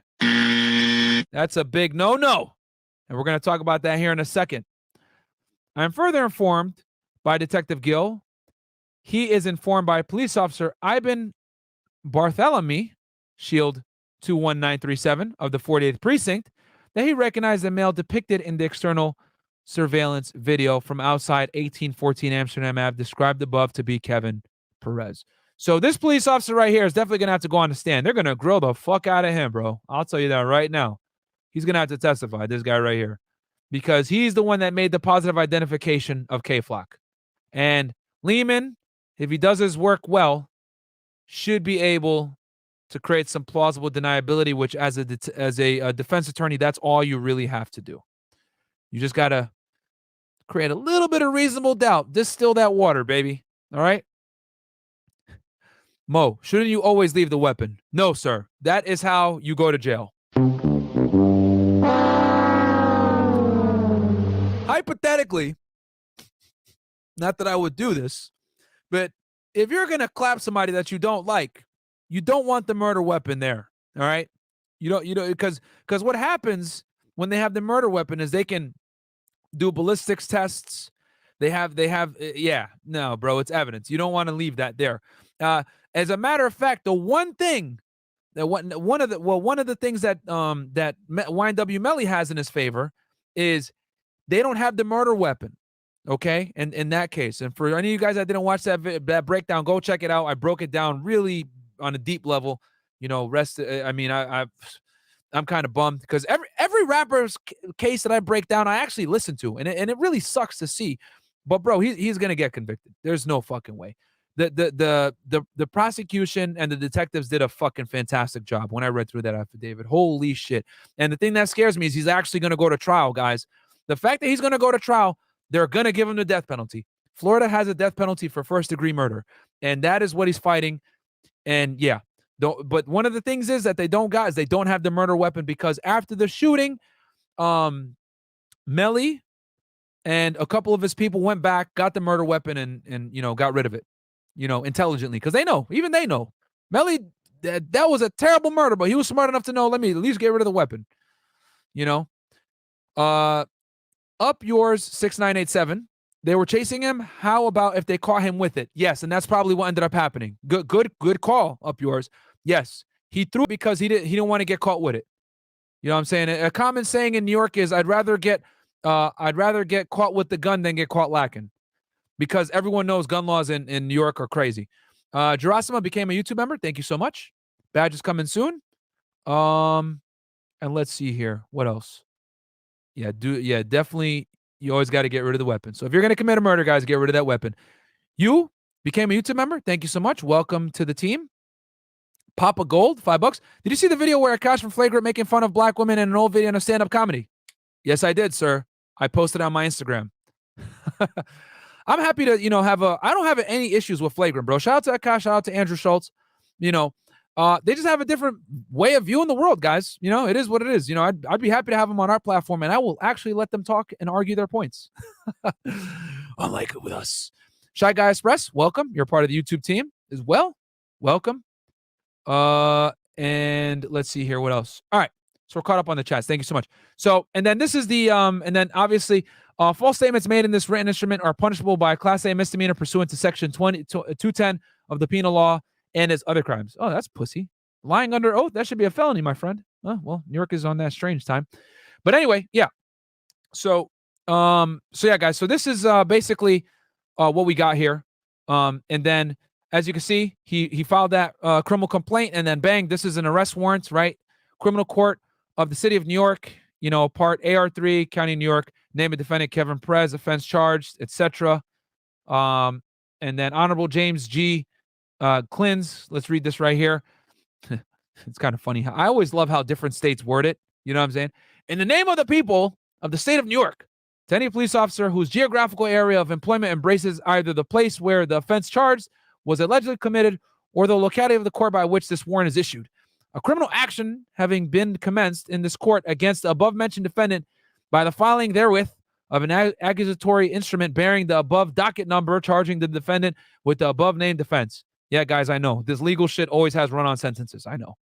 And the defendant not having been arraigned upon such accusatory instrument and not having come under the control of the court with respect thereto, and judge of this court, whose name is subscribed below, finding that such accusatory instrument is sufficient on its face and being satisfied that the defendant will not respond to a summons. In other words, then again, showing up for court, so we got to go get him. All right? Plain English. All right? And pursuant to criminal procedure, law article 120, the aforesaid judge of this court having ordered the issuance of a warrant of arrest.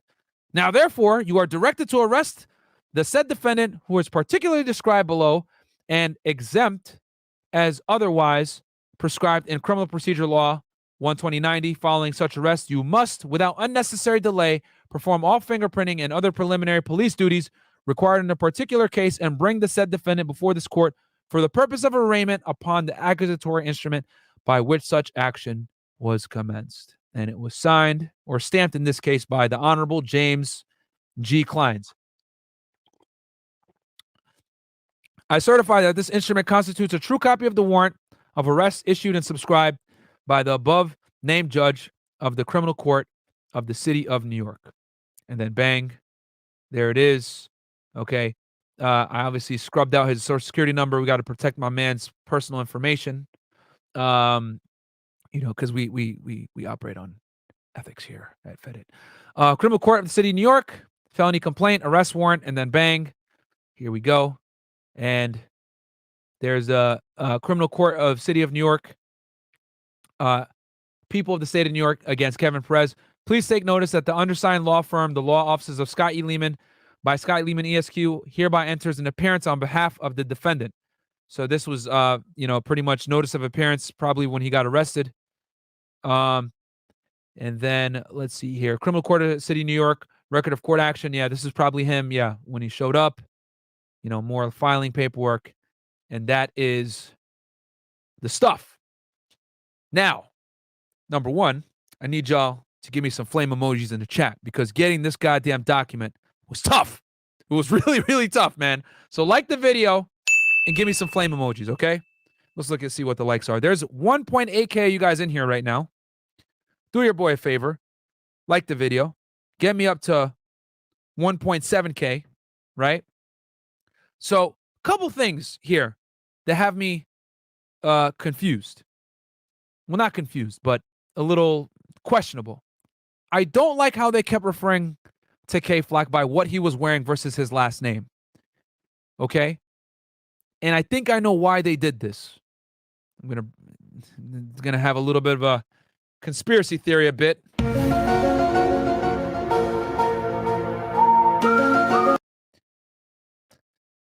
So here we go. So the first thing is they see him at 9:51, right? Let's see here. It was okay. So they see him at 9:13. Okay. So there's another camera angle that I don't think I have, guys, right here. Reviewed surveillance video from inside the bodega located at 1814 Amsterdam Ave. This is where he might have been prior to the shooting. Okay, light blue and red patches, etc. The male pulls his jacket up with his right hand so that the handle of what appears to be a firearm is visible in his waistband. Okay, so he starts off here, 1814 Amsterdam. You know what? Let's do some investigating right now. Give me a 1 in the chat if y'all want me to just pull this shit up on Google Maps right now. We're going to investigate this together. Give me a 1 in the goddamn chat and like the video. All right. Oh. Give me some ones if y'all want me to pull this up right now. And we got a $100 super chat from Whiskey Sigma. Hey, 20K subs. Congrats, my man. Thank you so much. All right, let's break this bad boy down, all right? Because I'm looking at this right now, and I'm like, what's going on here? So let's figure it out. Maybe I'm right. Maybe I'm wrong. You never know. But, all right, let's share the goddamn screen, all right? So let me show y'all exactly what I'm doing. So let me stop sharing this. So we got, okay, let's write this address down. This address is, got my handy dandy notepad over here. So let's look at this. So at 9:13, guys, okay, they see him in a bodega at 814 Amsterdam Ave, right? 1814 Amsterdam Ave. All right? We do a lot, baby. The footage shows the male in the dark puffy coat, black hood, black pants with light blue and red patches and black and red shoes with white soles inside the bodega. All right? So basically, they see him in this bodega. I guess he pulls up his jacket and they see the gun and they got the footage of this. We don't have this, right? 9:13 in the morning. 1814 Amsterdam Ave. Let's type this in. So let me stop sharing this. I already know some of y'all probably on Google right now. Myron, I got it! All right, so let me share the screen with y'all real fast.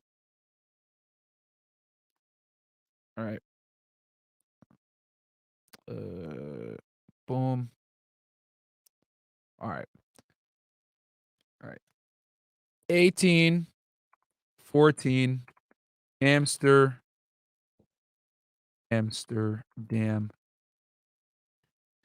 Ave, New York. All right. So let's see here. Bang. All right. So we got, let's spin this bad boy around. All right. You got plumbing and electrical. Is this it right here? No, that's not it. It might be this corner joint right here. When I was in New York, guys, recently, like a lot of these stores are like closed or like have some weird shit. But okay, so he was in this area somewhere. All right. Do I see? Is this the bodega right here? No, barbershop, etc. Okay. So what's this address right here? Starborn? What is this? The address on this joint? 1812. So it's got to be this joint. This one is 1810. Okay, then you know what? It's this joint. Okay, 1814. Permanently closed. MB Grocery. All right. So I guess they just started. They just closed down. So he was in this bad boy. All right. He's in there. They got footage from this apparently revealing a gun, which makes sense because we saw the footage ourselves. He was walking. The dude addressed him. And then what? You could see him with his right hand kind of reach in the front of his jacket, which we broke down, the superiority of being able to, appendix carry. Right? So this is where he was at. All right, this place called MB Grocery. So now what we're going to do is sorry, I didn't mean to stop sharing that. So we're going to go back and share it again. So let's map it out actually. Let's have a little bit of fun with this. So we're going to go. Somebody said that's my old block. Hey man. Okay, so we're here. So let's see. How do you do it where it's where you like, you know what I'm saying? You gotta put another address in so it shows the distance. You know what? Maybe you can't do it you gotta do it probably on, let me back.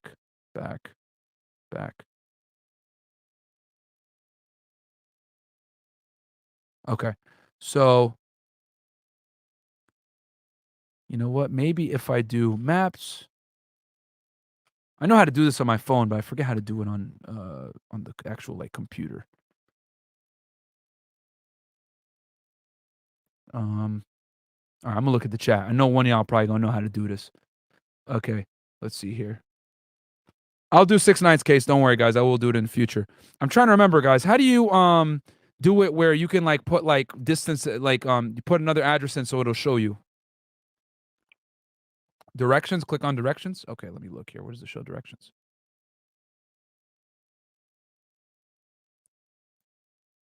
I don't see directions anywhere. Oh, okay. Boom. Hey, okay, we litty now. All right. So the other address, guys, where the barbershop was, is, hold on. It was So we're gonna map out this route that he took. Okay, so he walks by 9:51 approximately. The video shows a man wearing the dark puffy coat, black pants, walk Amsterdam Ave towards West 151st Street as he passed by a barbershop. The man stopped inside and looked at the barbershop. Oh, they don't give the address of the barbershop. God damn it. Okay. So let me just put 151st West 151st Street. West 151st Street, New York, New York. All right. So, all right. So now we see, guys. So he went down here, made a right, came down here. So the barbershop is somewhere in this area, right? You know what? Let's go. Can we go street view on this bad boy? Let's try to find his barbershop. And then we're gonna find where the gun was found. So now we know that this is he walked from here to here. All right, let's try to see if we can see where the gun was found. Let's see. Let me just go back to Google. Right. Bang. All right. So is there a street view for this bad boy? Okay. All right. Oh, nice bus in the fucking way. All right, where's this? Don't tell me this bus was. Is this the barbershop right here? Bruh. You know what?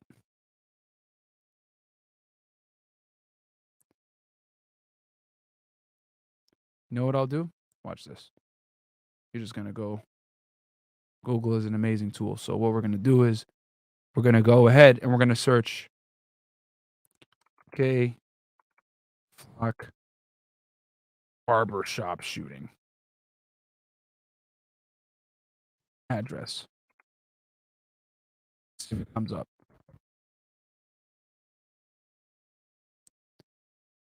Near 151st. Okay, near 151st Street. Okay. You know what? You know what? How about if I type in 151st Street barbershop? If someone gets the address, put in the chat for me. This barbershop. I know we're probably all doing this together right now. It's a team effort, baby.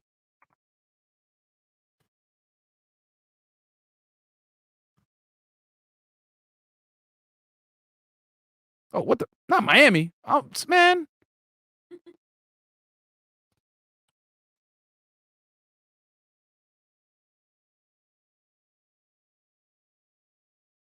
About Miami, God damn it.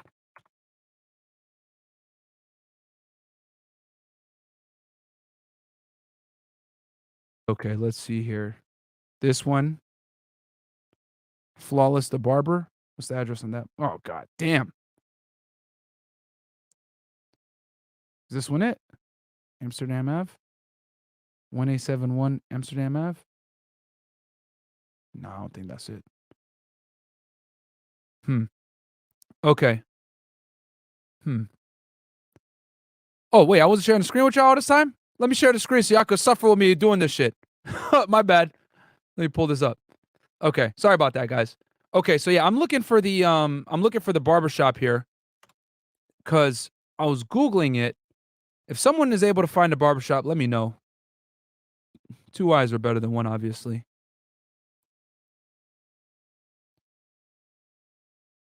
You found it? I think. Let me see. No. 1820. The final barbershop? 1820 Amsterdam. Yeah, I think this is it. Yeah, let me look this one up. All right. Shout out to Christina. All right, 1820. What is it? 1820 what?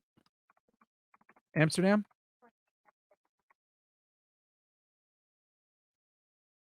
Okay. New York. It looks like. Okay. The hell, Junior Bicycle Shop? No, that's not. Hold on. I got to do it off. I'm just gonna hold on. Let me just open a new tab. Google. Bang. Okay. Was it 1820 Amsterdam? Yeah.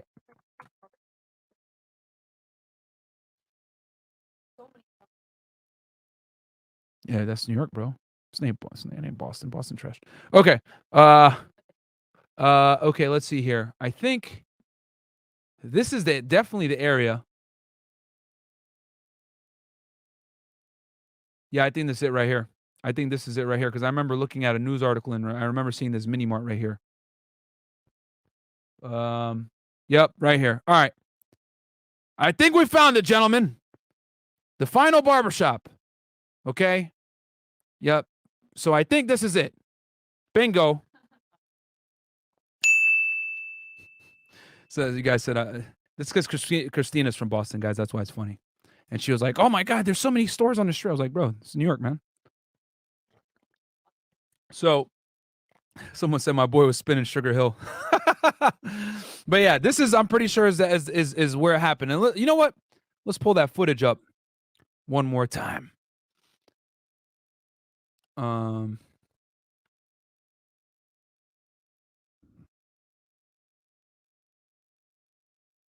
Because I'm pulling up that footage right now real fast. So for y'all. So yeah, I'm pretty sure this is the barbershop here, guys. But let's make sure. Let's look back at the footage. All right, let's go back and look at the footage, and we'll see. So, okay.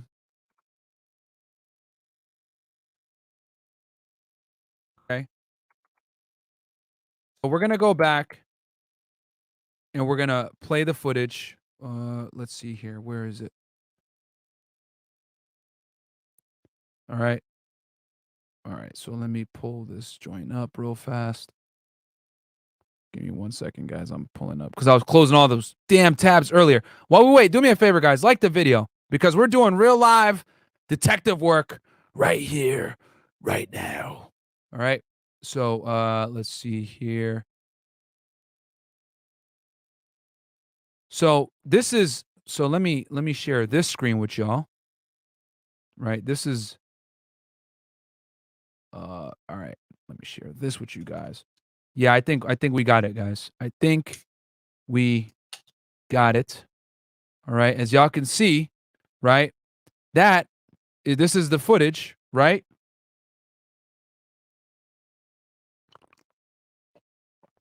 Comes out, challenges him.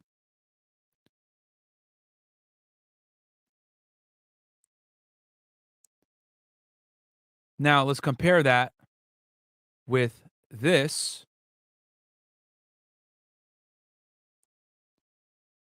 And I'm going to share the screen with y'all right now so you can see what I'm talking about. Share, bang. Yeah, I think this is it, guys. As y'all can see, there's a barbershop right here. And then this is the mini mart where they got the footage from. Huh? That's the final barbershop. Yep. All right. So yeah, guys, this is where it happened. All right. Bam. Right there. Round of applause. We got the detective work done. Right there, live on the air for y'all. You know what I'm saying? Shout out to Christina helping me out with that because I got a million things I got going on here. But yeah, this is it. Because I remember when I was researching this mini mart right here is very confused. Is very excuse me. It's very familiar. So this is where it happened. He was at this barbershop right here. K Flock is walking right here, right? And then bang, he shot him. And then this is where I think where the shooting actually took place. If you guys remember, you know what? Let me pull up that other video that I had. Give me 1 second, guys. Huh? What they're saying is off. What are they saying? Oh, Nick. Yo, the chat. Yo, you guys are fucking ruthless. That was his final. Yo, you guys are fucking ruthless. Oh my God. Yeah, you guys got Christina dying in the back right now. All right, so what I was gonna do was I was gonna pull up that other that video clip that I had from before just to really confirm with y'all. Let me stop sharing this one. Okay. Let me go back to goddamn on Google Chrome. How do you look at the history again, Christina? I'm trying to remember. I don't use Google Chrome. This shit trash. Go on. Go to point. Go to point. To what? You know what the OF is on the right? This right here? Mm-hmm. Oh yeah, there we go. All right, so this one is this it? I think this was the link. Okay, bam. Yeah, okay, cool. This is it right here. All right. So I'm gonna share the screen with y'all again. And I think just to confirm, all right.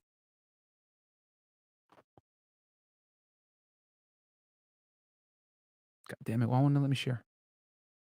Hold on. Google Chrome is giving me an issue. It's freezing on me right now. In 1 second, guys. I don't know why it's acting crazy. God damn it. Is this still working? Or is the screen acting crazy on that side? All right. I don't know what the hell.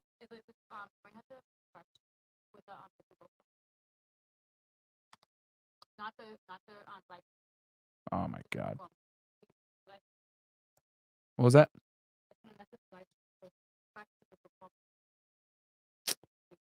I'm just going to have to Control-Alt-Delete this shit. Watch, it's acting crazy. Can they still hear me?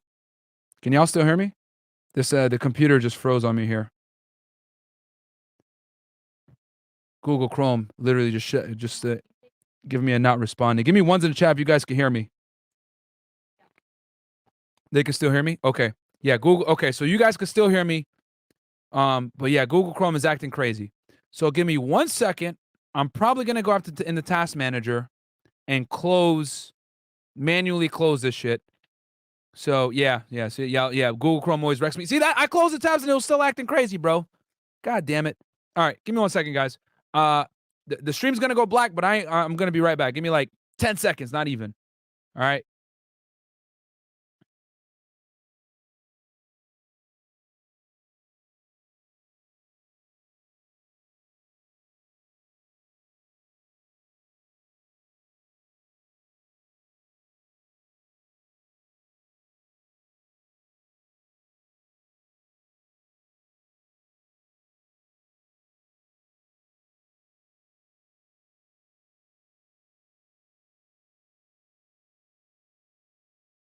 All right, I'm back. Sorry, guys. All right, so let me pull this goddamn thing up one more time. All right. So we confirmed. We know what the address is. Okay. If y'all want me to, you know what? I'll let you guys choose. If you guys want, I'll pull up that one last video footage of when he actually, you guys can see him get shot. Give me ones in the chat if you guys want me to pull it up. And you guys can like make the final connection. If you guys don't, I'll continue on with the show. Let me know if you guys want me to pull up that footage again so that you can compare and contrast. But I'm pretty certain that we got the right address there of where it was. It was the Final Destination Barbershop. Okay, so y'all do want to compare and contrast. Okay, I got you, man. I'm a man of the people. Do me a favor, like the video, okay? While I pull this bad boy up because y'all know that Google Chrome is freaking trash, man. All right. So history. Okay. Boom. Okay, so I got that. And then the address was, what was it? 1870 Amsterdam? Oh, no, 1820 Amsterdam.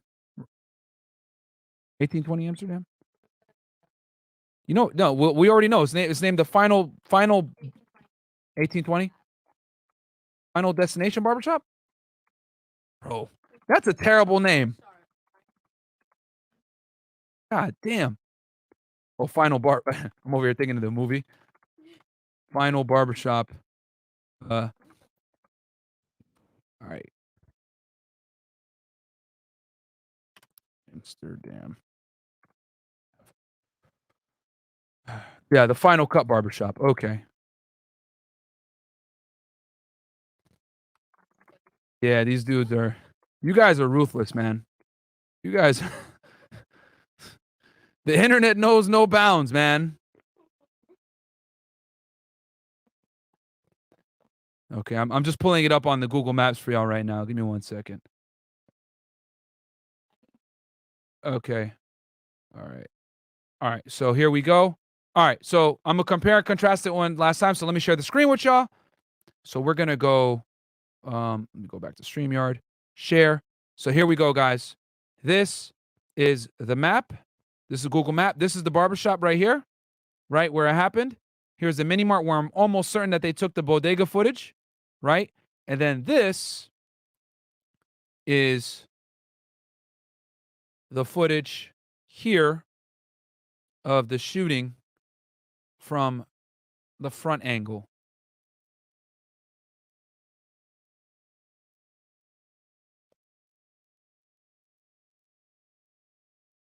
You can see he addresses him. Fuck you, bruh. You don't want this. Fuck you. Hey, yo, what'd you say about my Tim's, son?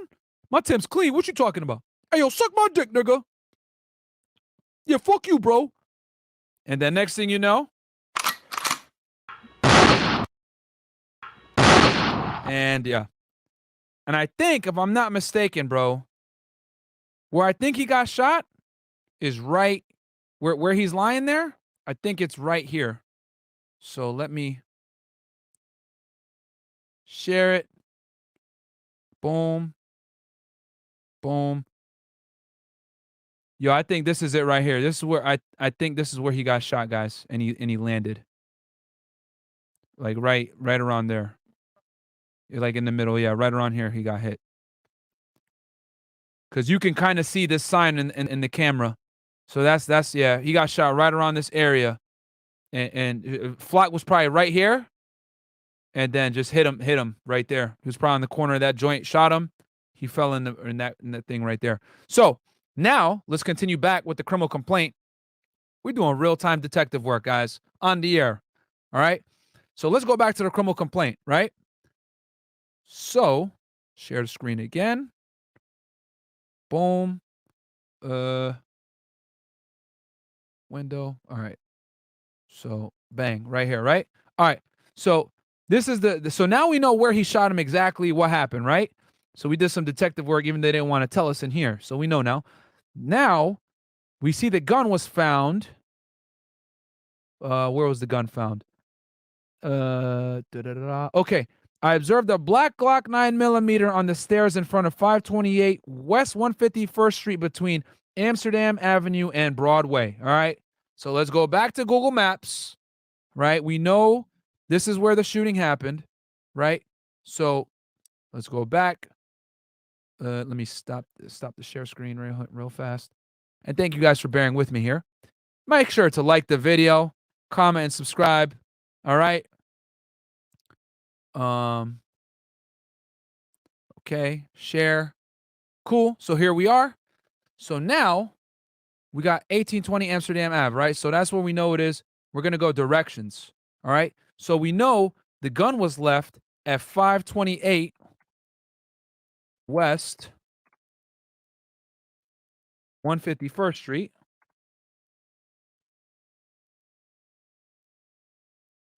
Okay. York, New York. So, damn, bro, you couldn't go a little further, my man? Oh, man.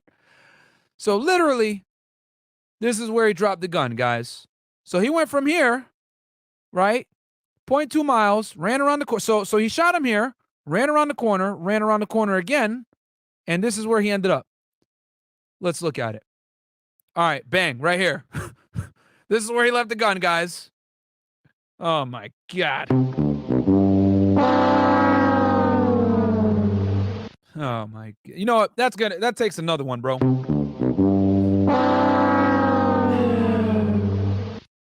Bro. Y'all know how I feel when I find out about shit like this, bro. God damn. So yeah, that's where he dropped the gun. So he ran around the corner. He came probably from this direction right here. Right? Yeah, here's West 151st. So he ran down here, came down, and he was like, fuck. My man just decided, fuck it. We 528 gang now, and just drops that shit right here, guys. God fucking damn it. You couldn't throw it in a bush or something? Fuck. All right. So anyway. Okay. So now that brings me to the next part. Why that gun is so critical. Because this is why you don't leave your gun on the crime scene, guys. Nope, wrong one. Sorry, my bad. Wrong tab. Oh, well, I lost it because Chrome is trash. All right. Let me pull it up here. Where is it?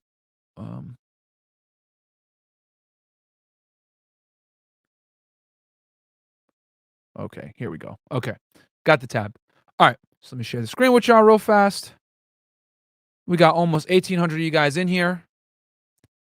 All right, so news. And this came out a couple days ago, January 19, 2022. Police reveal that K-Flock's DNA and fingerprints were found on the murder weapon, man. Oh. Police revealed that K-Flock's DNA and fingerprints were found on the murder weapon after he tossed it while running from the police. No word yet on if this will deny K-Flock any bail, but this definitely is not good news for the young New York rapper. Stay tuned for more updates. Police say they found K-Flock's DNA fingerprints on the murder weapon tossed during foot chase. K-Flock was transferred to Rikers Island West facility for inmates with contagious diseases, and this is where he is. You can look him up on, the Rikers website. I don't know what he has. Maybe it's COVID or chickenpox. I don't know. And yeah, guys, this is not good at all, my friend. So they found the DNA on the gun, and this is recently, and this was not put in the affidavit. Okay. They did not put that in the affidavit. So I'm suspecting that they sent it to the lab and got the results recently. Okay. They probably suspected that his DNA was on it, or they might have even got a preliminary report, but they didn't want to make anything official until they got a certified lab copy. And that's probably what they got. So the other thing too, guys, as you guys know, that has me confused, that I don't like that this detective did, but I have a suspicion as to why he did it. If you guys notice throughout the affidavit, he keeps referring to K-Flock by what he's wearing. Okay. Mentions all the time, dark puffy coat, black hood, black pants with light blue and red patches, and red and white shoes with white soles, right? Black and red shoes with white soles. And he keeps doing this, as you can see, the second time he does it, right? Red patches, etc., white soles inside the bodega, right? Pulls up the jacket. He never refers to him as Perez. Like I told you guys before, anytime you arrest a defendant, you typically refer to their last name as Perez in these documents, right? Fed, state, whatever it is. This is the first time I've read an affidavit where they don't openly refer to the defendant by their last name. And I think I have a speculation as to why this is. See, here we go again. The third time we're referring to his clothes. Okay. I think I know why.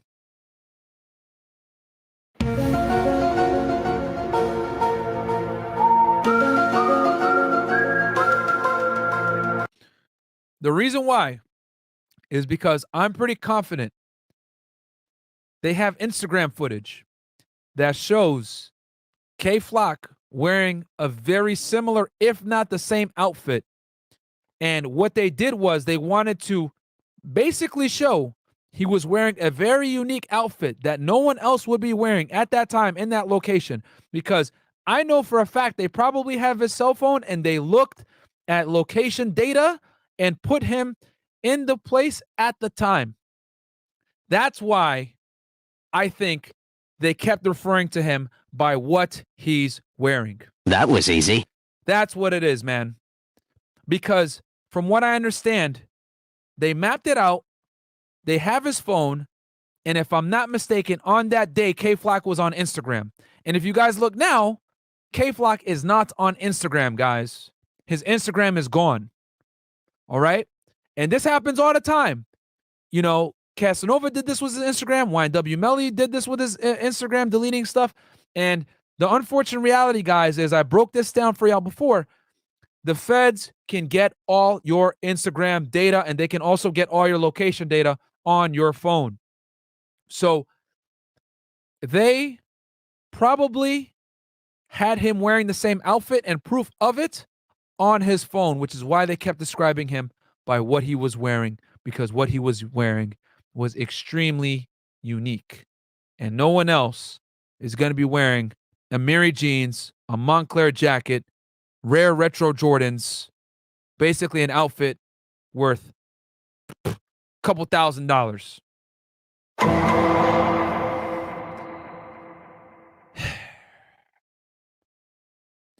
Okay, so predictions. Before I do this prediction, let's see how many likes we got.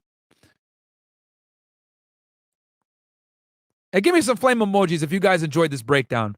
I don't think anyone has these court documents broken down like that. We found the murder location. We found where he dropped the murder weapon. Right on air. Real time, baby. Hey, what is this? Is this some new information here? What is this? Let's see here. Oh, we might have some new. Let's see here. Arrest charge arraignment. They just updated it. Okay, woman talking to Mike. Tell the people. Just talking to fucking Mike. What did you just find? Here. Tell them what you just found. All right. You got talking to the mic. I hate this. Give me the computer.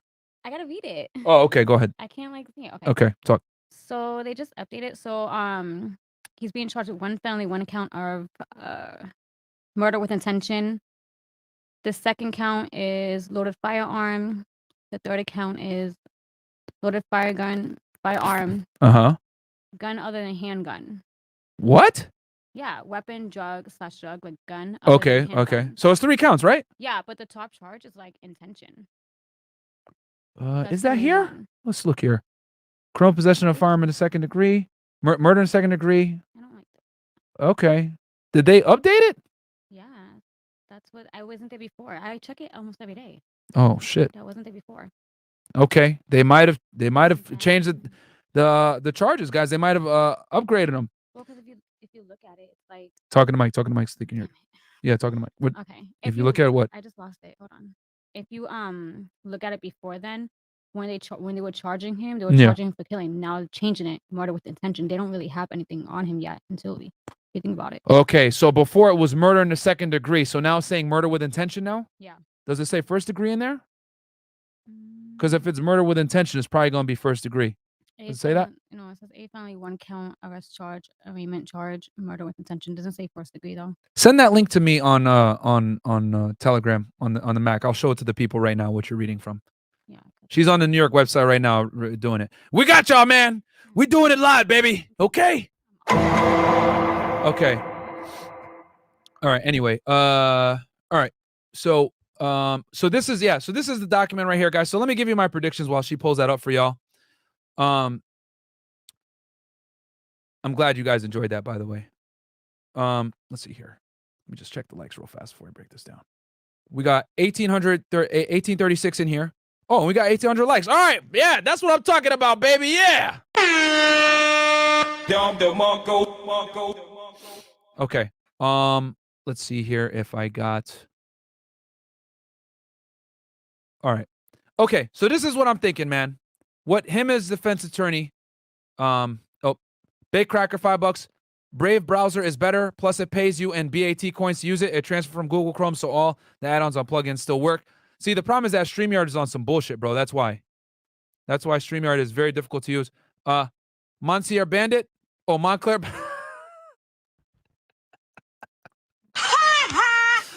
$20. Thank you so much, bro. Y'all are fucking clowns, bro. I love you guys, man. Those jokes with the final barbershop literally have me dead. Huh? Someone said he should have went to Supercuts instead. You guys are fucking terrible, man. All right. So anyway, here's my thing. All right. So here's the issue. And guys, start getting your questions ready. Super chat in your questions and I'll answer them. And then we'll wrap this thing up. Okay. We always do a Q&A at the end of every show for everyone that's new. So here's what I think. Based on reading the criminal complaint, the facts, his history, etc., what I think his defense attorney should do, because at this point, the defense originally, if you guys remember, we read the article, Lehman's or whatever his name is, he was originally going to say, my guy wasn't the shooter. That's what he was originally going to say. That was going to be his defense. He was not the shooter. Someone else shot, blah, blah, blah. That defense is effectively... That ain't going to work, because now I guarantee you they have phone evidence, not only phone evidence, but they have the gun, they have the shells, and they can put him in the location. And I'm more than sure they probably have him on Instagram wearing that outfit. Okay. So for the police, that was easy. That's a wrap. They got him dead to rights on. He's there. Okay. So what they're going to have to do, Agent Fit, the Montclair clapper. Damn, yeah.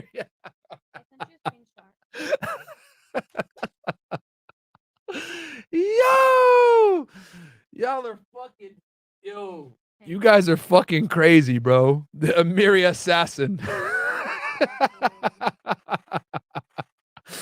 Yo, Yo, my man showed up.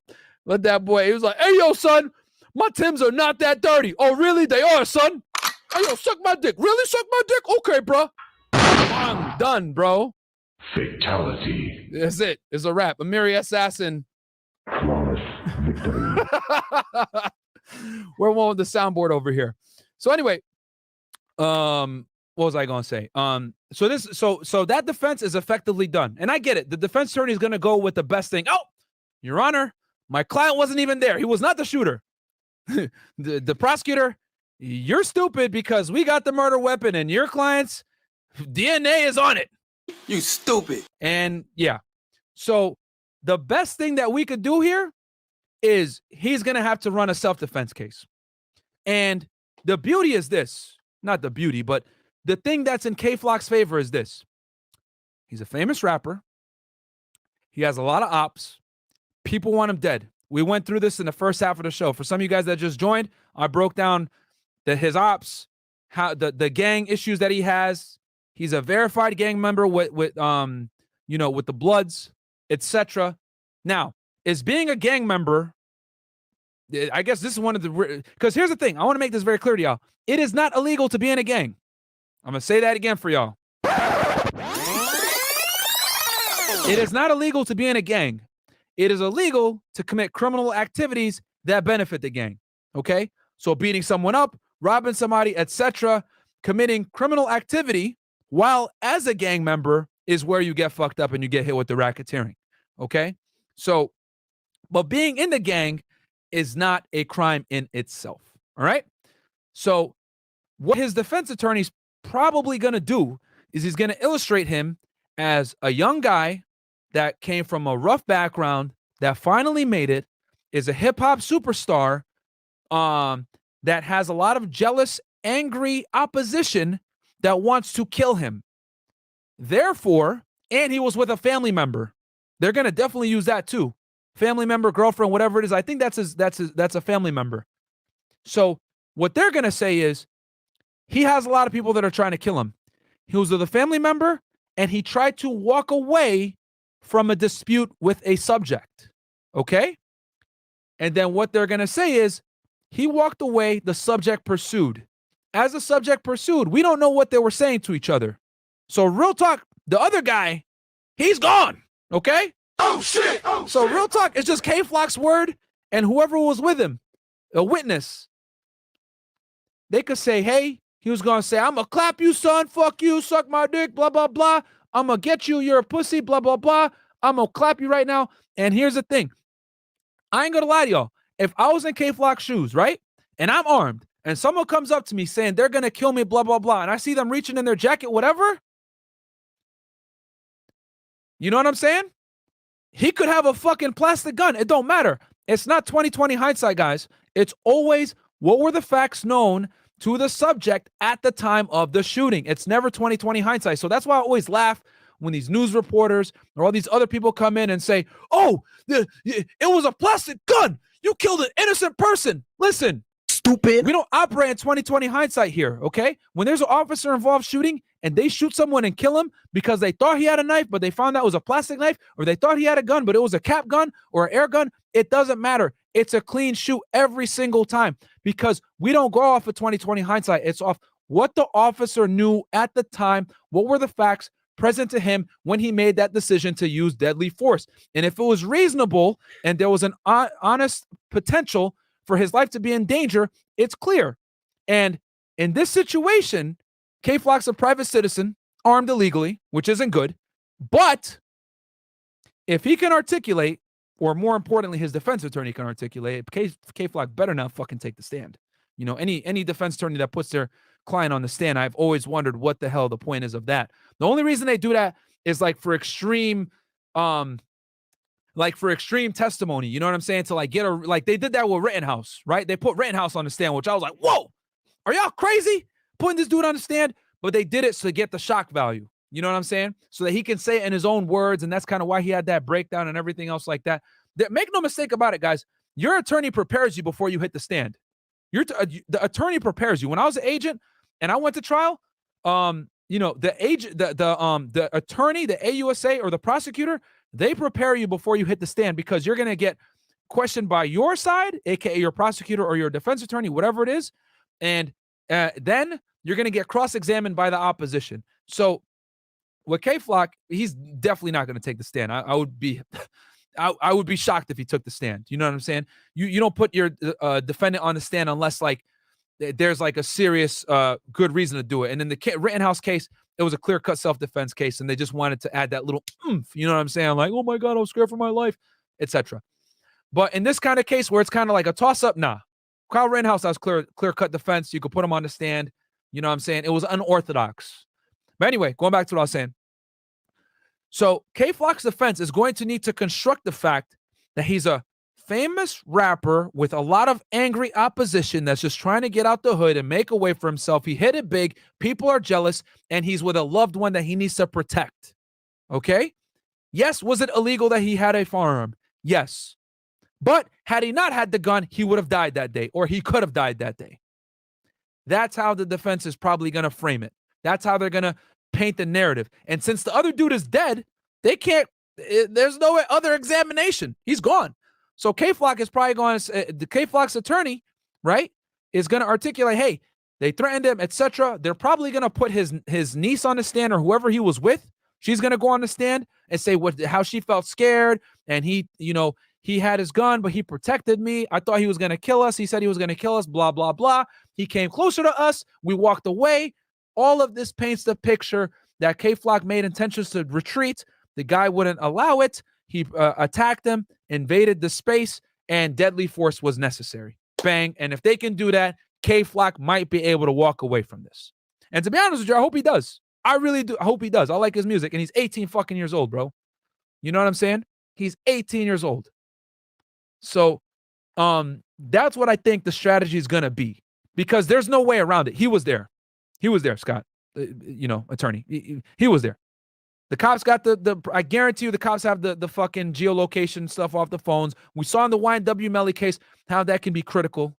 You know what I'm saying? They literally put Melly in the location, contrary to his story saying, I was not there, blah, blah, blah. That we got hit with a drive-by shooting, and you guys should definitely, if you guys want to know how the cops use geolocation, watch that breakdown. I go over it in painful detail. Okay? But they got him at the scene. They got the murder weapon. They got the shells. They got the video footage. They got him at the other bodega that we identified with where they can clearly see the gun. There's no way around it. He's gonna have to present a very airtight self-defense case. That's it. No other way around it. No other way around it. And here's the thing: he's gonna if he could do it, he's gonna beat the murder charge, but he ain't gonna get away from the gun charge. That's the other thing. That's the other thing that concerns me. He's probably going to get hit with the gun charge. You know what I'm saying? But they might be able to work something out with that. Because if he's able to beat the murder charge on self-defense, the gun charge, they might be able to get it. They'll probably be able to work out a plea deal. You know what I'm saying? Where he'll get, possession of a dangerous weapon or some other bullshit like that. And he'll, you know what I'm saying? And he'll plead to that. He'll get maybe some probation. You know what I'm saying? They're probably going to have some crazy standards on him. Hey, you're going to have a probation officer. You won't be able to leave the state without permission, etc. But his defense attorney, if he's smart, he's going to spin it with self-defense. People want him dead. He's a member of a gang, but he's changed his life around. He's now a rap artist, very popular, very famous. He's changing his life around. He's the breadwinner for his family. He was protecting his niece. He was protecting his family. He had no other choice. The individual came up to him and told him he was going to kill him, etc., etc. Beats the murder charge. After the murder charge is beat, the prosecution is going to say, you know what? Let's work something out. We don't want to go to trial. We already lost the most important charge. This guy's not going to do that much time. It ain't worth our time. You know what? Let's get let's plead to a possession of a dangerous weapon or some other shit, a class C felony or something. Okay, cool. All right. You're going to get probation for 3 years. You time served. You've been in Rikers all this time anyway. Done. You're on an ankle monitor. You can't leave the state without our permission or to perform, etc. Have a good day. Enjoy your career. You get a slap on the wrist because of the situation. You're young, etc. Hopefully they'll get his record label to come in and testify on his behalf. You know what I'm saying? Like they did for NBA Youngboy on this Fed case. You know, they let him out on bond. So this is, you know, this is me just spitballing here, chatting with y'all about what I think could happen if he's able to build the self-defense case, which I think he can do it. I think he can do it if it's you know, and he has an attorney that could probably do it for him. So that's what it is, man. That's the breakdown. Let's do the Q&A. I sent it to you. I couldn't send it from like. Okay, you sent me the image. Okay. I'm gonna send this image to myself real quick, and I'll show you guys the new charges from the website. Okay, and I'll read the super chats here in a second. I'm gonna show you guys this thing real fast because I know you guys probably want to see this. Shout out to Christina finding this, by the way. Oh, what the hell? I gotta save it. Save. All right. Bear with me here, guys. Okay. All right. So let me pull up some of these chats while I pull up this picture. A lot of flame emojis. Thank you guys so much. Love you guys. Let's see here. I see a couple of chats here. I'm just scrolling through. Okay. K Shorty and Coach the Ghost case. I got y'all. I'll do the Coach the Ghost case. I'm already pretty aware of the case. I'm gonna tell y'all, yo, he's fighting a murder, and I don't know if you guys know, he was indicted in Atlanta, in the Northern District of Georgia, on gun charges. So it ain't looking too good for Coach, man, aka Coach of Bermudas. It's not looking too good for him. But I can definitely break that case down for y'all. I'm a big fan of his music. Okay, we got Johnny Pangolinin, $5. What are your thoughts on that lawyer who went on DJ Vlad saying that Casanova evidence is really weak?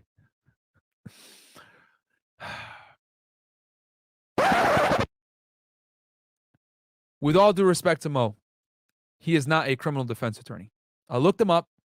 He is a, if I'm not mistaken, like a business attorney, like a business litigation type attorney. I'm gonna look it up right now. Actually, I looked up his stuff because when he was saying that stuff, I was like, well, hold on one sec. And this is no shade on him, but from what I looked at in his credentials, he does not practice criminal law. And not only does he not practice criminal law, he doesn't practice federal criminal law. And for anyone that doesn't know, the big difference is the feds don't lose, baby.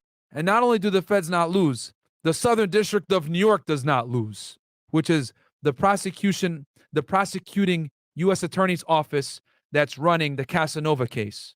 And keep in mind, guys, the Casanova case is part of a racketeering RICO case, okay, which I want you guys to go back and check that one out. I break down RICO from A to Z, what it is and why it's extremely serious and why, regardless of the evidence that the feds have on Casanova, it doesn't matter because the fact that he's a gang member and his activities that he conducted, they were illegal and he's a part of a gang, it doesn't matter. It's racketeering. It's done. Because to get a case prosecuted as a RICO is hard in the first place. So if you get it approved as a RICO, think of it this way. It's very difficult to do a federal case, right? As an agent, you got to investigate for a while and you have to put together a lot of evidence, okay? So if you're able to designate your case as a racketeering case or RICO case, RICO laws are designed to destroy criminal organizations, okay? But I'm telling you this as a former federal agent that's done these cases. It is extremely difficult to get a case approved by the Department of Justice as a RICO case. And the reason why is because you need to articulate and show that it's an organized criminal organization, right? That is sophisticated, has levels of chains of command, okay? They're a recognized criminal organization nationally to some degree. Look, think the mafia, think Bloods, think Crips, think national organizations to some degree that affects interstate commerce. And you have to articulate that they're involved in racketeering type activities, murder, extortion, drug trafficking, etc., in furtherance of the organization. So, and you have to go and submit this application to the Department of Justice in Washington, D.C., and then they designate your case as a racketeering case. So in other words, you do a lot of work on the front end to designate the case as a RICO case. So what? When you present the case for prosecution, it's easy on the back end. I'm going to say that one more time for y'all. Slow it down. I just dissed you. Ain't nobody gonna tell y'all this. A RICO case is very difficult to do because you need to get the case approved as a RICO on the front end, which is extremely difficult. Once you get the case approved as a RICO case on the front end, which is difficult to do, it's easy to do on the back end when it comes to charging motherfuckers and prosecuting them to the fullest extent of the law. Okay? So the issue with the Casanova case, why he says the evidence is weak, maybe if it was a regular investigation, sure. A little bit of marijuana selling, or maybe a flimsy firearm possession case, etc. Yeah, maybe it would be weak. But guess what? Now it's racketeering. All the feds have to prove is that he committed criminal activity to further the gang's power and influence. Done. That's why Mo is incorrect on that. With all due respect. And not only that, he's getting prosecuted by the Southern District of fucking New York and the FBI field office. They don't lose. And that's a fact. So with Casanova, I'm telling you, and I gave this prediction before, unless he cooperates with the government, and when I say cooperate, I'm talking he's gonna have to give some names, he's gonna have to testify against all the guys above him. It's gonna be a problem. He's gonna do a lot of time. And the thing is, I know Casanova ain't gonna tell. I know he's not gonna snitch. So he's gonna do at least bare minimum 15 to 20. And he has an extensive criminal history. But I will say this, to his benefit, he's in the middle. He's not the top guy. The top guy is Dick Wolf. If he testifies against Dick Wolf and the other 5 guys ahead of him, he's going to get a significant amount of time taken off. But I know he ain't going to do it. So he's acclimated to prison. So that's the cold hard truth with that. The evidence is not weak because it's a RICO case. If it was on its own, it would be weak. I agree. If it was on its own, it would be weak. But the fact that the case is designated as RICO and it's a blood gang and it's the Southern District of New York along with the FBI New York field office, and it was a fucking RICO case and 1 million agencies participated in it and they got clear evidence on wiretaps and shit like that, bro. We read the indictment. Everyone that's curious, go check out that Casanova case. I went really deep on that one. G Complex 217 $5. Do we know if that guy that got shot have a weapon on his person? Also, let me get that wrench on this channel too. Shit. Let me see if I can. I got to start modding some of y'all up. Let me open up another tab on YouTube so I can do this. Yeah, I don't know if he had a weapon, but it doesn't matter because really, honestly, all K-Flock's defense has to do is articulate that the guy, he thought he was armed and it looked like he was armed, and you guys could see even in the video. He's motioning to him like this, talking shit, and he's reaching in his jacket. That's enough, bro. That's potentially enough to shoot him. You know what I'm saying? And we don't know. Here's the other thing too. I just thought about this, right? I literally just thought about this. If K-Flock defense can articulate that he knows that guy personally and that guy has made death threats to him in the past, or maybe they even got in a physical altercation in the past, or he almost killed him or some shit like that, and they fought and he fucked K-Flock up one time, or he jumped him or whatever. If K-Flock can articulate that he knows this dude and there was an issue, even more evidence for self-defense. From what I understand, what the bloggers are saying is that they didn't know each other, but who knows? You know what I'm saying? Because he came at him like he knew him. He definitely came at him like he knew him. So let's see here. Let's see here. Shout out to everybody in the chat, man. Y'all showing a lot of love, man. Pods Nation. What's the charge for a concealed carry permit honored in another state but found in possession of NYC? It depends. Different states have different reciprocation laws. So I don't know New York, how New York operates, but like let's say you got a gun permit, like let's say in Florida. Some states have reciprocity. So my gun permit is good in Georgia. You know what I'm saying? A lot of the time it's states that are next to each other that touch borders, right? So I don't need a Georgia gun permit to have my gun that I have with me registered in Florida. You know what I'm saying? The permit, it has reciprocity, but some states don't accept it. New York, I would not be surprised if New York did not accept reciprocity from a lot of other states. You know what I'm saying? So you got to look that up. But every state is different. Unless you're law enforcement. If you're law enforcement, then you good. Ain't nobody really going to give you a hard time. T. Roy, Designer Demon. Thank you for that, man. That's hilarious. 179 super chat. Thank you. We got Lakey S. Evans. Yo, Britney is online. Talk crap about you guys. She can't handle the truth, bro. Love this show. You might have a background investigation music. I don't have any background investigation music, but I do have this. And hey, man, Britney can say whatever she wants, bro. It is what it is, man. I mean, if y'all listen to the podcast, then you guys are going to see that I just was 100% honest. You agree with me at the end. And, you know, if she wants to change her mind now, then I don't know. I guess, well, that's in her prerogative. I ain't got nothing to say to her or anything negative to say about her. I thought it was a very good discussion, but she wants to double back on Instagram. Yeah. All right, let's see here. What else do we got? A lot of flame emojis. You guys really enjoyed that breakdown. I'm glad that you guys enjoyed it, man. All right, let's see here. I want to make sure I didn't miss anybody. We got Alexander Wayne. He's fried if he admits to anything. He should take it to trial. Alexander, who are you referring to exactly? Are you talking about K Flock or are you talking about YNW Melly? If you're talking about YNW, if you're talking about K Flock, yeah, he's gonna have to go to trial to present the self-defense claim. You know what I'm saying? Let's see here. And then you know what? While I pull this, while you guys get your questions in, let me pull up this thing on Telegram real fast for y'all that Christina got me from the New York website. All right, so here's the photo. Oh, yeah, I'll ask that. Okay, so I'm gonna share the screen with y'all real fast. Boom. And here it is, gentlemen. And ladies out there. Oh, hold on. God damn it. What was that? Yeah, okay. I missed a bunch? Yeah. Oh, shit. Okay. All right.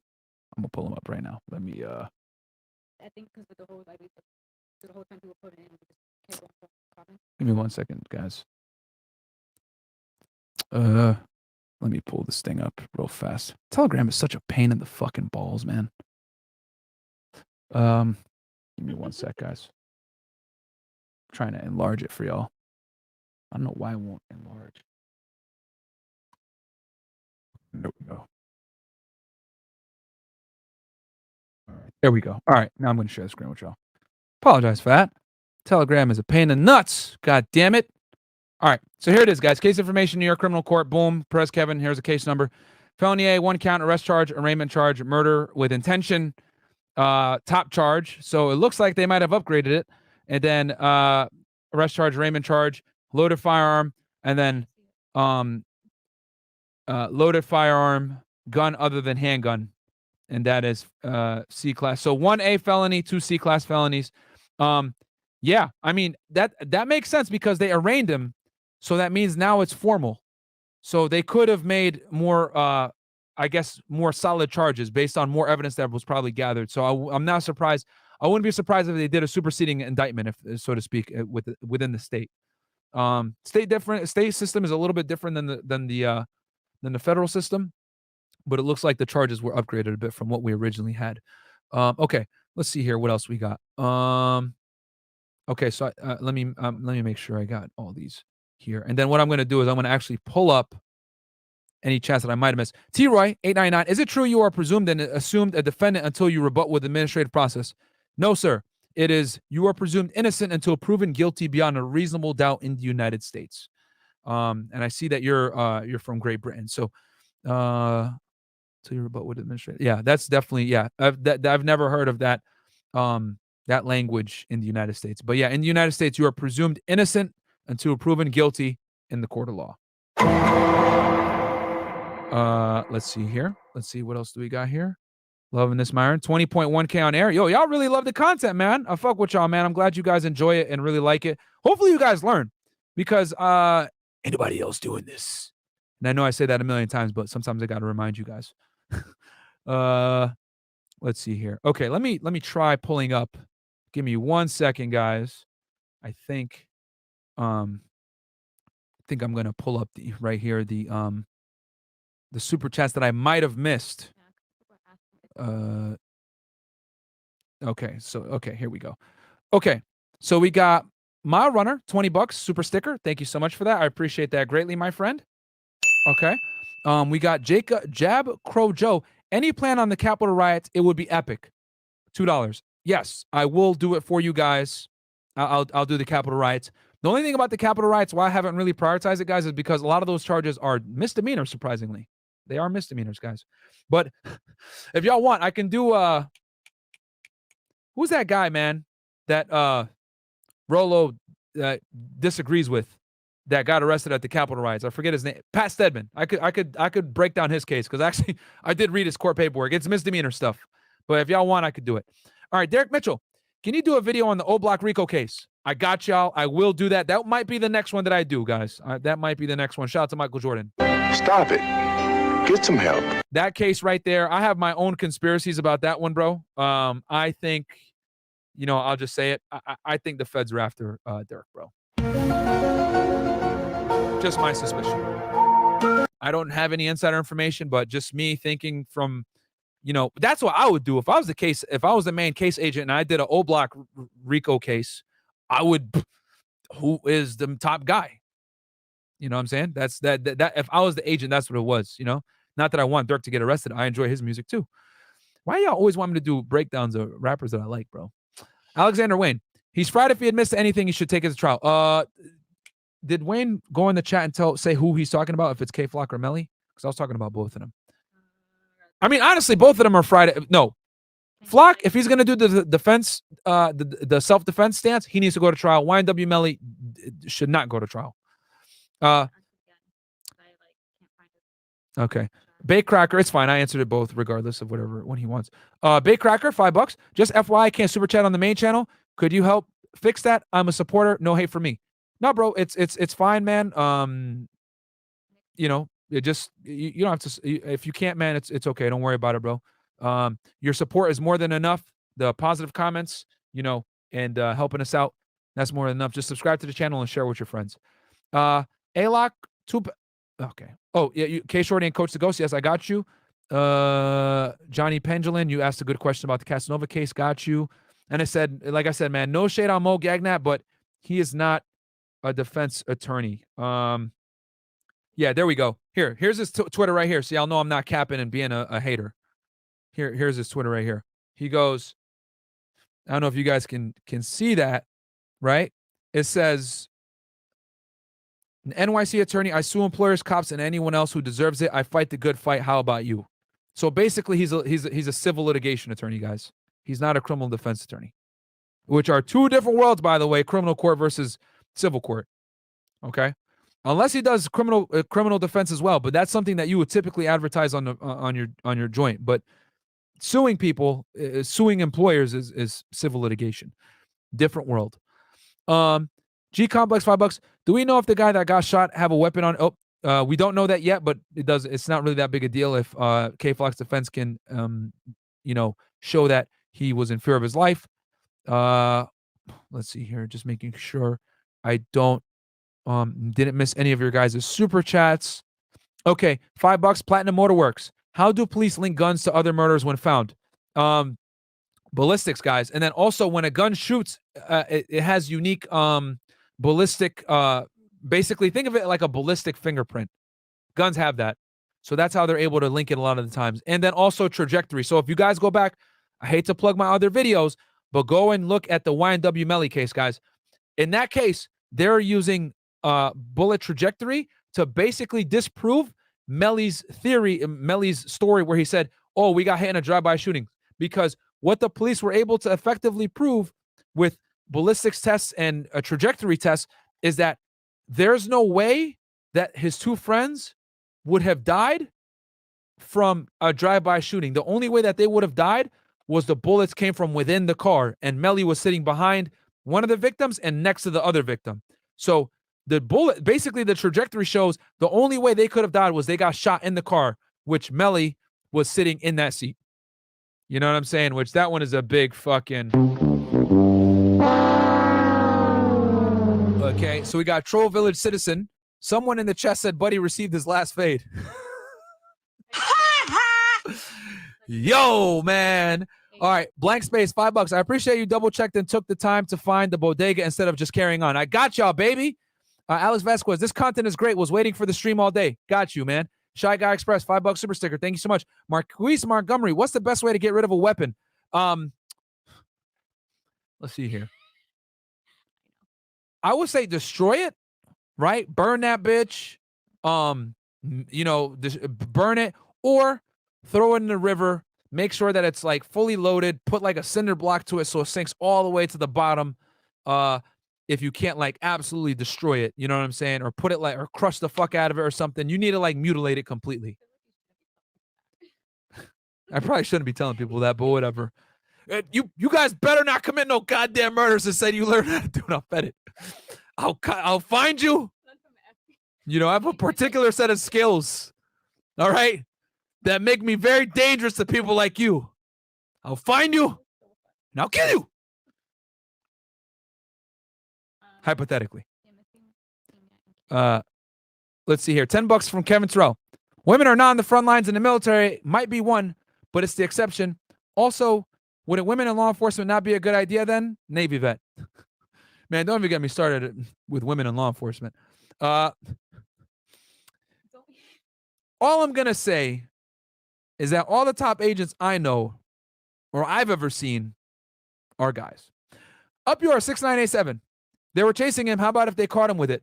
He would have done a lot of time. But, bro, I mean, you got to run fast. You got to hide, man. Give the gun to somebody else. Give it to the little girl or something. Let her run with it somewhere. Like, bro, you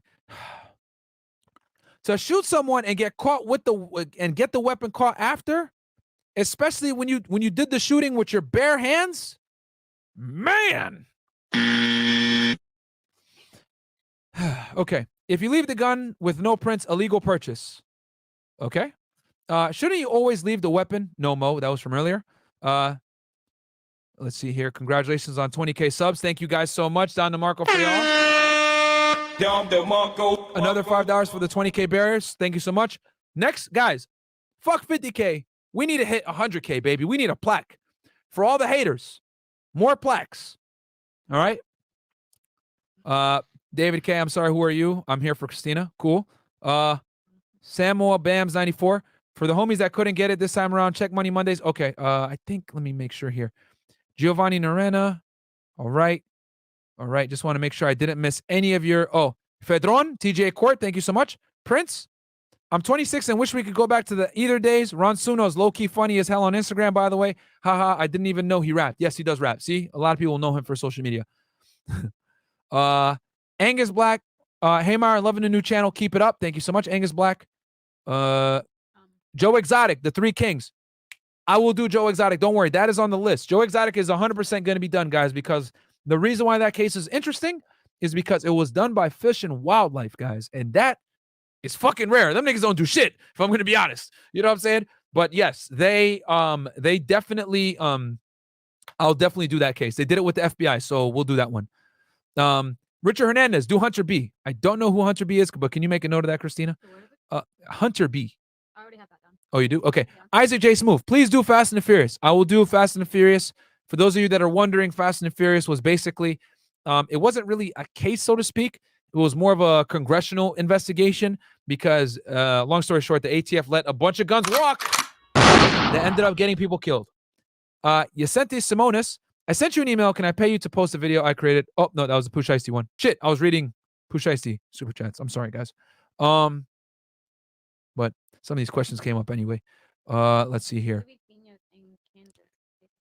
Okay, Mile Runner. Okay, so I'm going back here to the live stream. Okay, Job Crow Joe, $2. Any plan on the capital rights? Oh no, I read that one. Sorry. Yes, I will do capital rights though.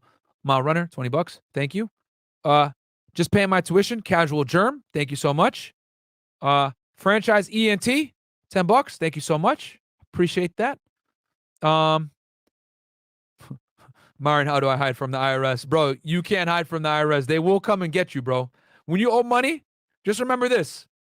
Al Capone killed a lot of people, but they got him for tax evasion. If that doesn't tell you that the U.S. government is serious about their money, I don't know what else will let you know that, bro. They went after the most dangerous Chicago guy because he owed a lot of money on taxes. They didn't care who he killed. They were just like, bro, you owe us money. And they came after him. Le Rosignol, Myron, I envy your focus. I need to borrow some of yours. I don't share. 3 golden plaques soon. Absolutely, bro. We don't bend, we don't fold. Shout out to the haters. They're in here probably in the chat right now. I can see some of them making jokes on me. You know, throw them rainbow emojis in here. With Melly's story of a drive-by, this is from Giant Lifestyle. Wouldn't he have been shot too? He was sitting behind the driver and the front right and back got shot, but he didn't? Sounds fishy. Sir, you have common sense. And not only that, the detectives disproved that beyond the... Oh, Lord. I hope you saw the Melly breakdown, guys. Go watch that breakdown. That's a really good case to show you the power of circumstantial evidence. Because some idiots were in the comments like, bro, it's all circumstantial. It's not going to work. Like, what are you talking about? And in my head, I'm like, listen, stupid. Circumstantial evidence is fantastic if you have a lot of it and it paints a picture. That's why what they're going to do at the trial is they're going to basically show, hey, Melly's story doesn't work because the bullets went this way. They can only be fired from this way. Oh, and by the way, said he was here when he was really here. Go watch that breakdown. Timestamps are in there, guys. I break down the criminal complaint affidavit, which you guys can see the difference actually between how a New York affidavit is written versus a Florida one. So go check that out. And spoiler alert, the Florida one is written a lot better. These New York ones are trash. God damn. Have you heard about the FBI seizing $500K from Nick Fuentes after the Capitol riot? He didn't enter the building and hasn't been charged with a crime. If the FBI took $500,000 from him, a charge is definitely coming, my friend. Probably FBI agent right now in a grand jury testifying. Bruh, yeah. Nia Brock, I could tell Myron used to be the biggest nerd back in the day. Absolutely. For all the haters out there, by the way, I never run around and say, I'm an alpha male. I have admitted several times I am a fucking nerd. Okay, guys? I used to play video games for money. I was fucking going hard on Overwatch, playing fucking McCree, telling motherfuckers all the time, it's high noon. You know what I'm saying? Like, I was doing all that shit. I'm not some fucking tough guy. I never claimed to be. You know what I'm saying? Or some like, oh, look at me, I'm an alpha. I'm a dude that just figured it out. All right, so let's continue on. Allegedly, of course. Let's see what else here, man. I really enjoy these streams with you guys, by the way. It doesn't even feel like it's been 2.5 hours. You know, I really do enjoy putting these together for y'all. I see that you guys really love it. You guys get a lot of value out of it. You guys learn, you know what I'm saying, how the criminal justice system works. Is Trump still getting indicted? Oh, my God. All right, let's talk about this real fast.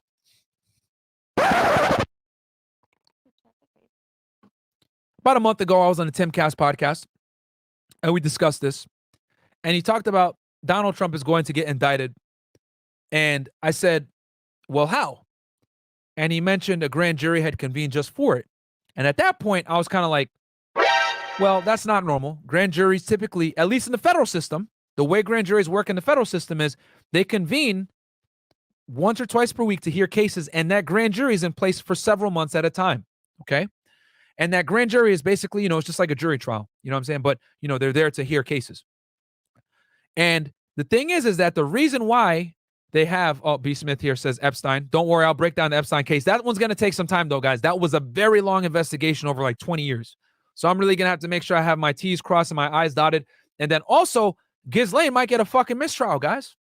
She might get a mistrial. One of the jurors was on some bullshit. He lied. So that's a whole other thing. But don't worry. That Epstein breakdown is going to be the best breakdown on the fucking internet. I promise you guys. Ain't nobody else going to break it down better than me because I have a background in sex trafficking. And I also, the FBI did that case, which kind of has me saying, what the fuck? But it's an old case. So I could see how they would take it on.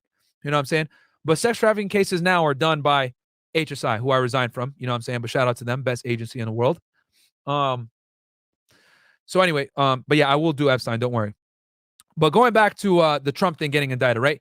So they mentioned that a grand jury had convened. So that immediately had me going like, that's off because federal grand juries they stick together for months because the reason why is because The prosecution office, the AUSA's office, is the one that gets the grand jury together to hear these cases. They don't want to sit there and get a new grand jury every week where they have to explain to them how federal laws work, etc. Explaining the rules of how what it means to listen to a case. Or they want to do that shit. They want to explain it to them one time and have them there for several months so they can hear all kinds of cases. And a grand jury will hear bank robbery cases, fucking racketeering cases, drug cases, sex trafficking. They'll hear all kinds of crimes from all the different agencies. Like on a grand jury day. So I'll give you guys an example. When I was working right here in Miami, Florida, the grand jury, the federal courthouse is right there in downtown Miami, dirty ass downtown Miami. Okay, you go in there with your suit and your prosecutor. There's like 10 other agents waiting outside the room. You go, you present your case with your prosecutor. Hey, do you swear the facts that you're about to state are true and to the best of your knowledge about this investigation? So help you God. Yes, I do. Sit down. Boom. You talk about your case. Prosecutor asks you questions on such and such day. Did you do this? Blah, blah, blah. Yes, I did. Whatever. And you know what? I'll do you guys a solid. One day, I'll break down one of my cases for y'all. Y'all want that?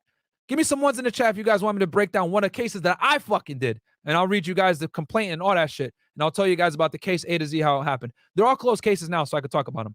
But if y'all want that, give me some ones in the chat. But anyway, so you go in there, you talk about your case. After you're done, boom, you know what I'm saying? You walk out, and then the next prosecutor with his agent goes in. So I'll go in there, I'll talk about a human smuggling case, walk out, get my true bill of indictment, leave the courtroom, leave the grand jury room. FBI agent goes in, he talks about bank robbery, he walks out. DEA agent goes in, talks about fucking drugs, he leaves. ATF agent goes in, I caught this guy with a gun and he's a convicted felon. Done. You know what I'm saying? Maybe I'm trying to think of a useless agency that doesn't do anything. Fish and Wildlife will go in and say, hey man, this dude stole this endangered fish. He'll get a true bill of indictment. You know what I'm saying? So everyone goes in and presents their cases with the grand jury. Okay. So I really want to hammer that in your guys' head. In the federal system, the grand jury is there for a period of time. Very rarely do they convene a grand jury, especially for a big case, brand new. They don't like doing that shit. So with the Trump thing, when they said that, I was like, no way, it's federal. And then he's like, oh no, it's the state of New York that's going to do it. Immediately at that point, I was like, okay. The Southern District of New York, for lack of a better term, which is where they would have indicted Trump from if they were to indict him, are clout chasers. And what I mean by that is they do all the biggest cases in the country. They did the 6ix9ine case. They got the Casanova case. They do the mafia cases. They do the organized crime cases. They do public corruption, Epstein case, Southern District of New York. You know what I'm saying? Every big case, pretty much, that you could think about was done in the Southern District of New York to some degree. Okay? They're very, very aggressive. All right? So when I saw that the feds weren't taking a case, I knew off rip it's a weak case. Because the feds would absolutely love to go after a former president. You know what I'm saying? That's what it is, man. It's about getting on the press and because at the end of the day, the bigger case you could do, the more you can go to Congress and say, yo, we need more money. We did XYZ cases. These cases cost money. I want my agency to get money. That's what they're doing at Capitol Hill. FBI, DEA, ATF, Homeland Security Investigations, all of them are going to Capitol Hill fighting for more funding for their agency. And the reason the way they get funding is by doing big, sexy cases that hit the news. Surprise. You know what I'm saying? Seriously. Like that's just the way it works, guys.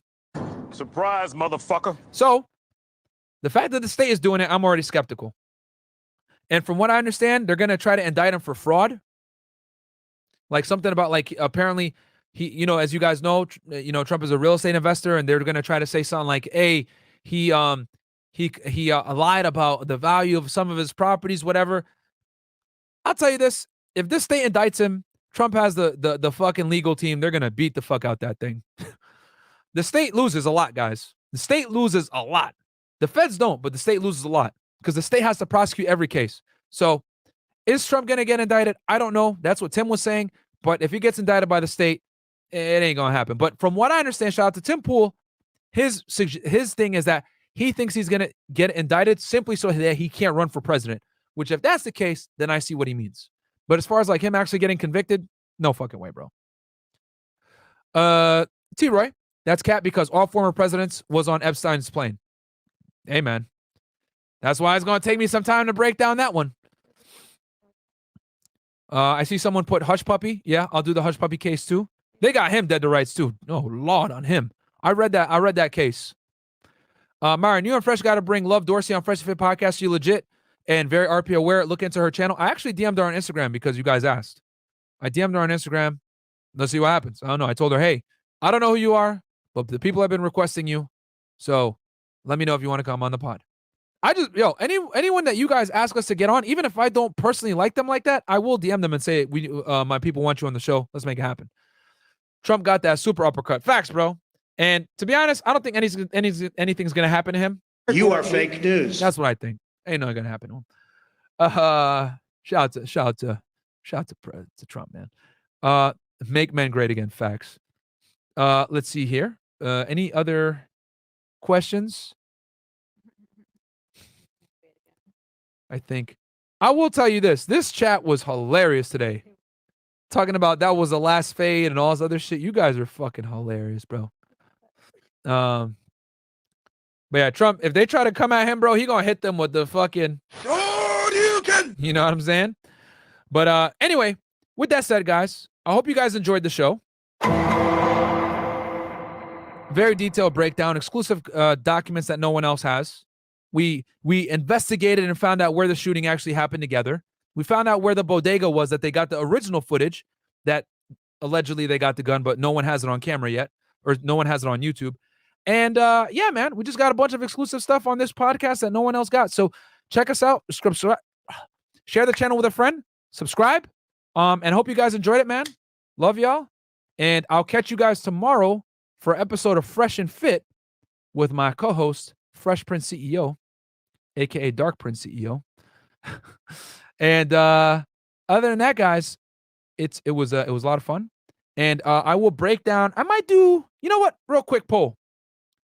If you guys want me to break down, real quick poll. Right now, start typing in what you guys want me to break down. Either O Block, Joe Exotic, or whatever else you want me to break down. No, O Block is fed. O Block is fed, thank God. These fucking state cases are a pain in the ass. Okay, so I see Epstein, O Block, Hush Puppy, Kendrick Johnson. I don't know. Okay, I gotta research that one. I don't know who that is. Joe Exotic. Okay, I see Fetty Wap. All right. It looks like it's gonna be O Block. Looks like it's gonna be O Block. Don't worry, I will do all these people that you guys are mentioning. Ghislaine, Epstein, both Ghislaine and Epstein. Okay, I see someone with Young Dolph. We're on Young Dolph, guys. Can you give the people an update on Young Dolph? Oh. We're on Young Dolph here. Christina will give you all a quick update. Okay. So since they just got the guy, now they just got all three of them actually. Yeah. So now the documents should be available, but I think we're just still waiting on a court case, because once we do the court case, then we can get all the documents. We were on Young Dolph for weeks, by the way, guys. Yeah, I was on Young Dolph as soon as the marshals announced straight drop was the guy, and they had that $15,000 reward. I was already calling over to try to get the state documents, because here's the problem: the state prosecuted the case, but since they knew he was out of state, they basically delegated the warrant to the marshals, and the marshals the ones that went to go find them. But all the case is a state case, and as you guys know, the state is fucking annoying because every state is different in how they give you documents. New York was a pain in the ass with K-Flock, as you guys can see, and I got to go through now the state of Tennessee, and not to mention it was a TBI that did the case, which the TBI guys, just a quick little thing, Tennessee Bureau of Investigation, think of it as the FBI for the state of Tennessee. So that's who did the case, and the Memphis Police Department. We have the detective's number, because he couldn't give me any information until they had it. You actually spoke with the case detective? Yeah, I told you I called him. You told me you called the department. So you spoke with a TBI special agent? Yeah, and he was like, he couldn't, like, there's no. Oh, so he told you straight up, I can't disclose it. Yeah, but okay. they didn't have, because he wasn't in custody yet. but now he's in custody. So that means like his police report should be like. Yeah. His guys, because they're gonna have to unseal the indictment now. Now that they got him in custody. I have someone in Memphis that can like go get it. Okay. All right. We're on it, guys. As y'all can see, we're making shit happen. Someone said make a poll. Damn, how do I make a poll? I don't even know. Yeah, RIP Young Dolph. Appreciate you showing Flipper that love. Yeah, man. Yeah. We're gonna do the Young Dolph case. The way they killed him was fucking terrible. You know what I'm saying? And Straight Drop released that song after with the Bass Pro Shops in the back. Like, bro, how fucking dumb can you be? Like, seriously, bro? Stupid. You know what I'm saying? So, man, people really do anything for clout nowadays. Big Meech, I could do Big Meech. That's an old ass case though, bro. But I could do that one. I know that case very well. They did it. DEA Detroit did that case. And they did it all on the back of wiretaps, man. That one was all on the back of wiretaps and informants. I see Fetty Wap, R. Kelly. Oh man, I could do R. Kelly. That was the it was actually the HSI office in Chicago that did the R. Kelly case.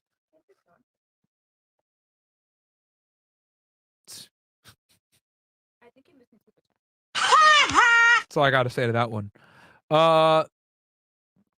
Fetty Wap, yep, we'll do that.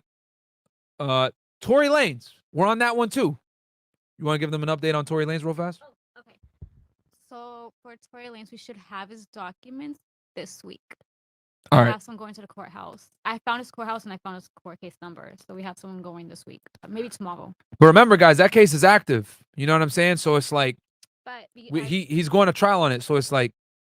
But the police report is gonna be a little difficult because they're saying that like in order to get a police report, you have to get permission in the state of in LA. But I'm gonna see what I can do. But I don't know. California, bro. Yeah, court case we can though. Yeah.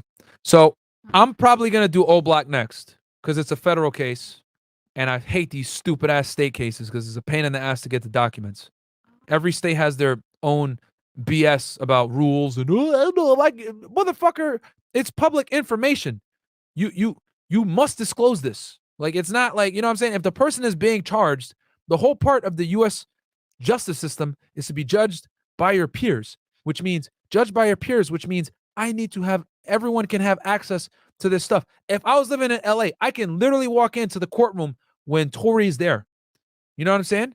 Courtrooms are open for you to go in, guys, by the way, FYI. If you ever want to like learn a little bit about stuff, you can literally go to the courtroom and just sit in different trial rooms. You know what I'm saying? So, yeah, facts. Tory didn't do it. I agree. So, all right, man.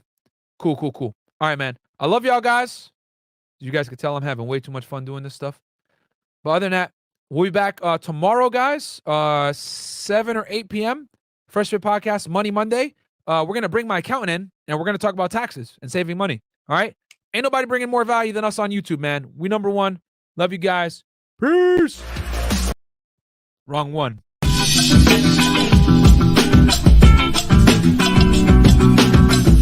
Okay, guys, I used to be a special agent of Homeland Security Investigations. It is what it is. That's what I used to do. I'm very proud of it. I'm very happy that I did it. It was a great career. And, okay, so the other question that's